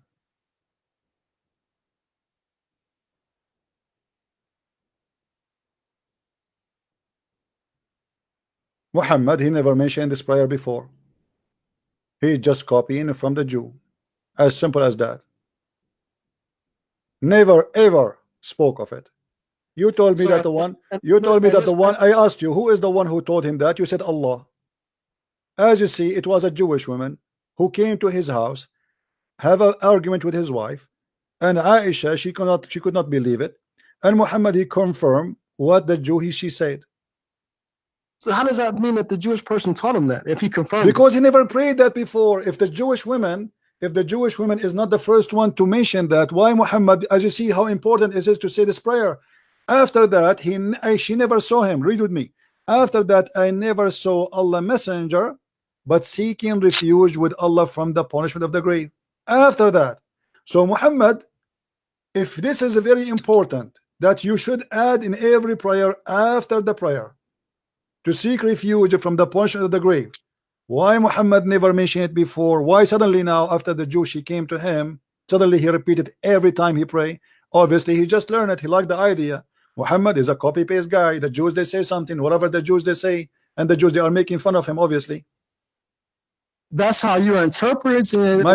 My friend, thank you for calling. That's it. We are done. I'm not going to waste my time. It's obvious. Correct, guys? If we ask this guy, who is the one who told Muhammad this? He said Allah. Okay, why he never mentioned it before?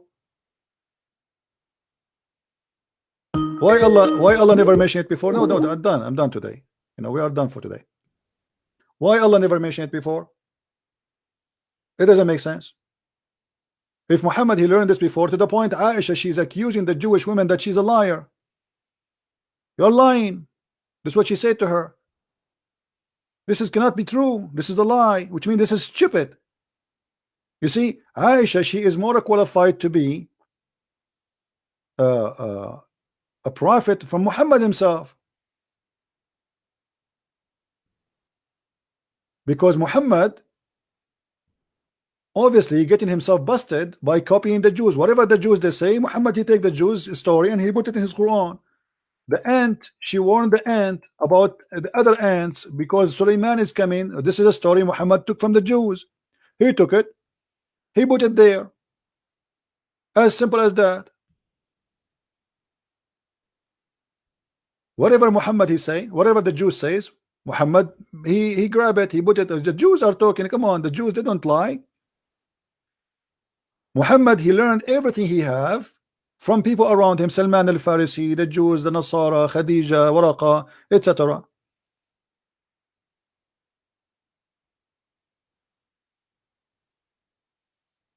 This is stupid. And Aisha, she confirmed that this is a lie. And what kind of God he want to punish me for having some piss on my leg? Actually, okay, hold on. If Allah don't want that to happen, can't he make your penis long like a horse so you can piss far away from your body? If this is an issue, that's mean your God he have a defect in his creation. Correct, guys? If God want to punish us for the water touching our skin when you piss, well, that's mean this is his fault, because it's not your choice. The only way, if you do that, especially in the old days, I mean, those people, they don't even have a toilet seat.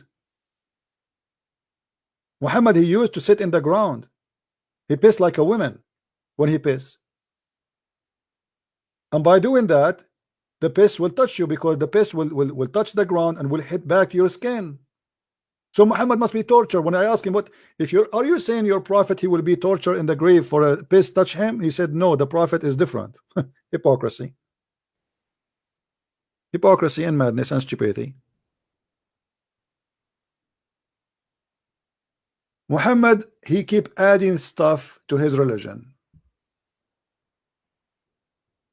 He learned about the false Messiah. He add the false Messiah. He heard about the Antichrist. He add the Antichrist. He heard that I mean, all the stupid stories. Muhammad, he grabbed it from somewhere. He have nothing of his own. He's a false prophet. And the Muslim, they try to defend that Muhammad said that whoever have orgasm first, the baby will be a boy. And the excuse is, as long the Jew he said that, it must be true. Did you see? Did you see the mindset of the Abdul? The proof that Muhammad is saying the truth, that he heard that from a Jew.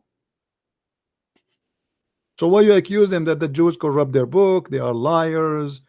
They are the most evil people, as the Quran says. I mean, Allah, he made them even pigs and monkeys.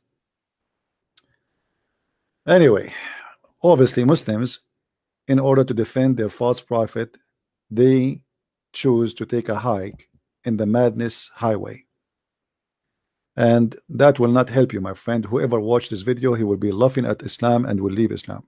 So I'm very thankful for the Muslims who try their best to defend their prophet, but obviously everybody witness that they have a big fat failure, and their prophet, he cannot be a prophet of God. He cannot. Especially he claimed that his stupid answers was coming to him from the angel Jibril. Just now, Jibril has told me, just now. So Muhammad even claimed that a normal question, the answer for it is coming from Jibril, which means everything he says is Allah talking. You see, by the way, when he said Jibril told me, it means Allah told me. Jibril is just the delivery guy. This is not the answer of Jibril. This is the answer of Allah. If this is not enough to prove to you that Muhammad is a false prophet, I do not know what is going to prove to you that he is a false prophet. I want to say thank you guys for being here. I hope today we have a good time together. And don't forget, if you like to learn more about Islam, feel free, you can go and get my books from Amazon. Depend in your country, Amazon.com, DE, France, etc. And don't forget to subscribe to all my pages in Minds.com, Patreon, Facebook, and in YouTube. Invite your friends, share with them, download my videos. They are for free for you. I'm not a person who get upset from people downloading my videos. Actually, I encourage you, because the purpose is not about having subscription for me. The purpose is spreading the truth, and the truth will set you free. The Lord, he said, for free you took, for free you give. You are not required to give Christian Prince any money, and I'm not asking you to pay me. This is something I give for free. Those who help us with donation, they are doing it voluntarily. May the Lord bless them. And those who they are not helping, still the Lord blessing you. We cannot bribe God by paying money in Islam. You do that. In Christianity, you cannot.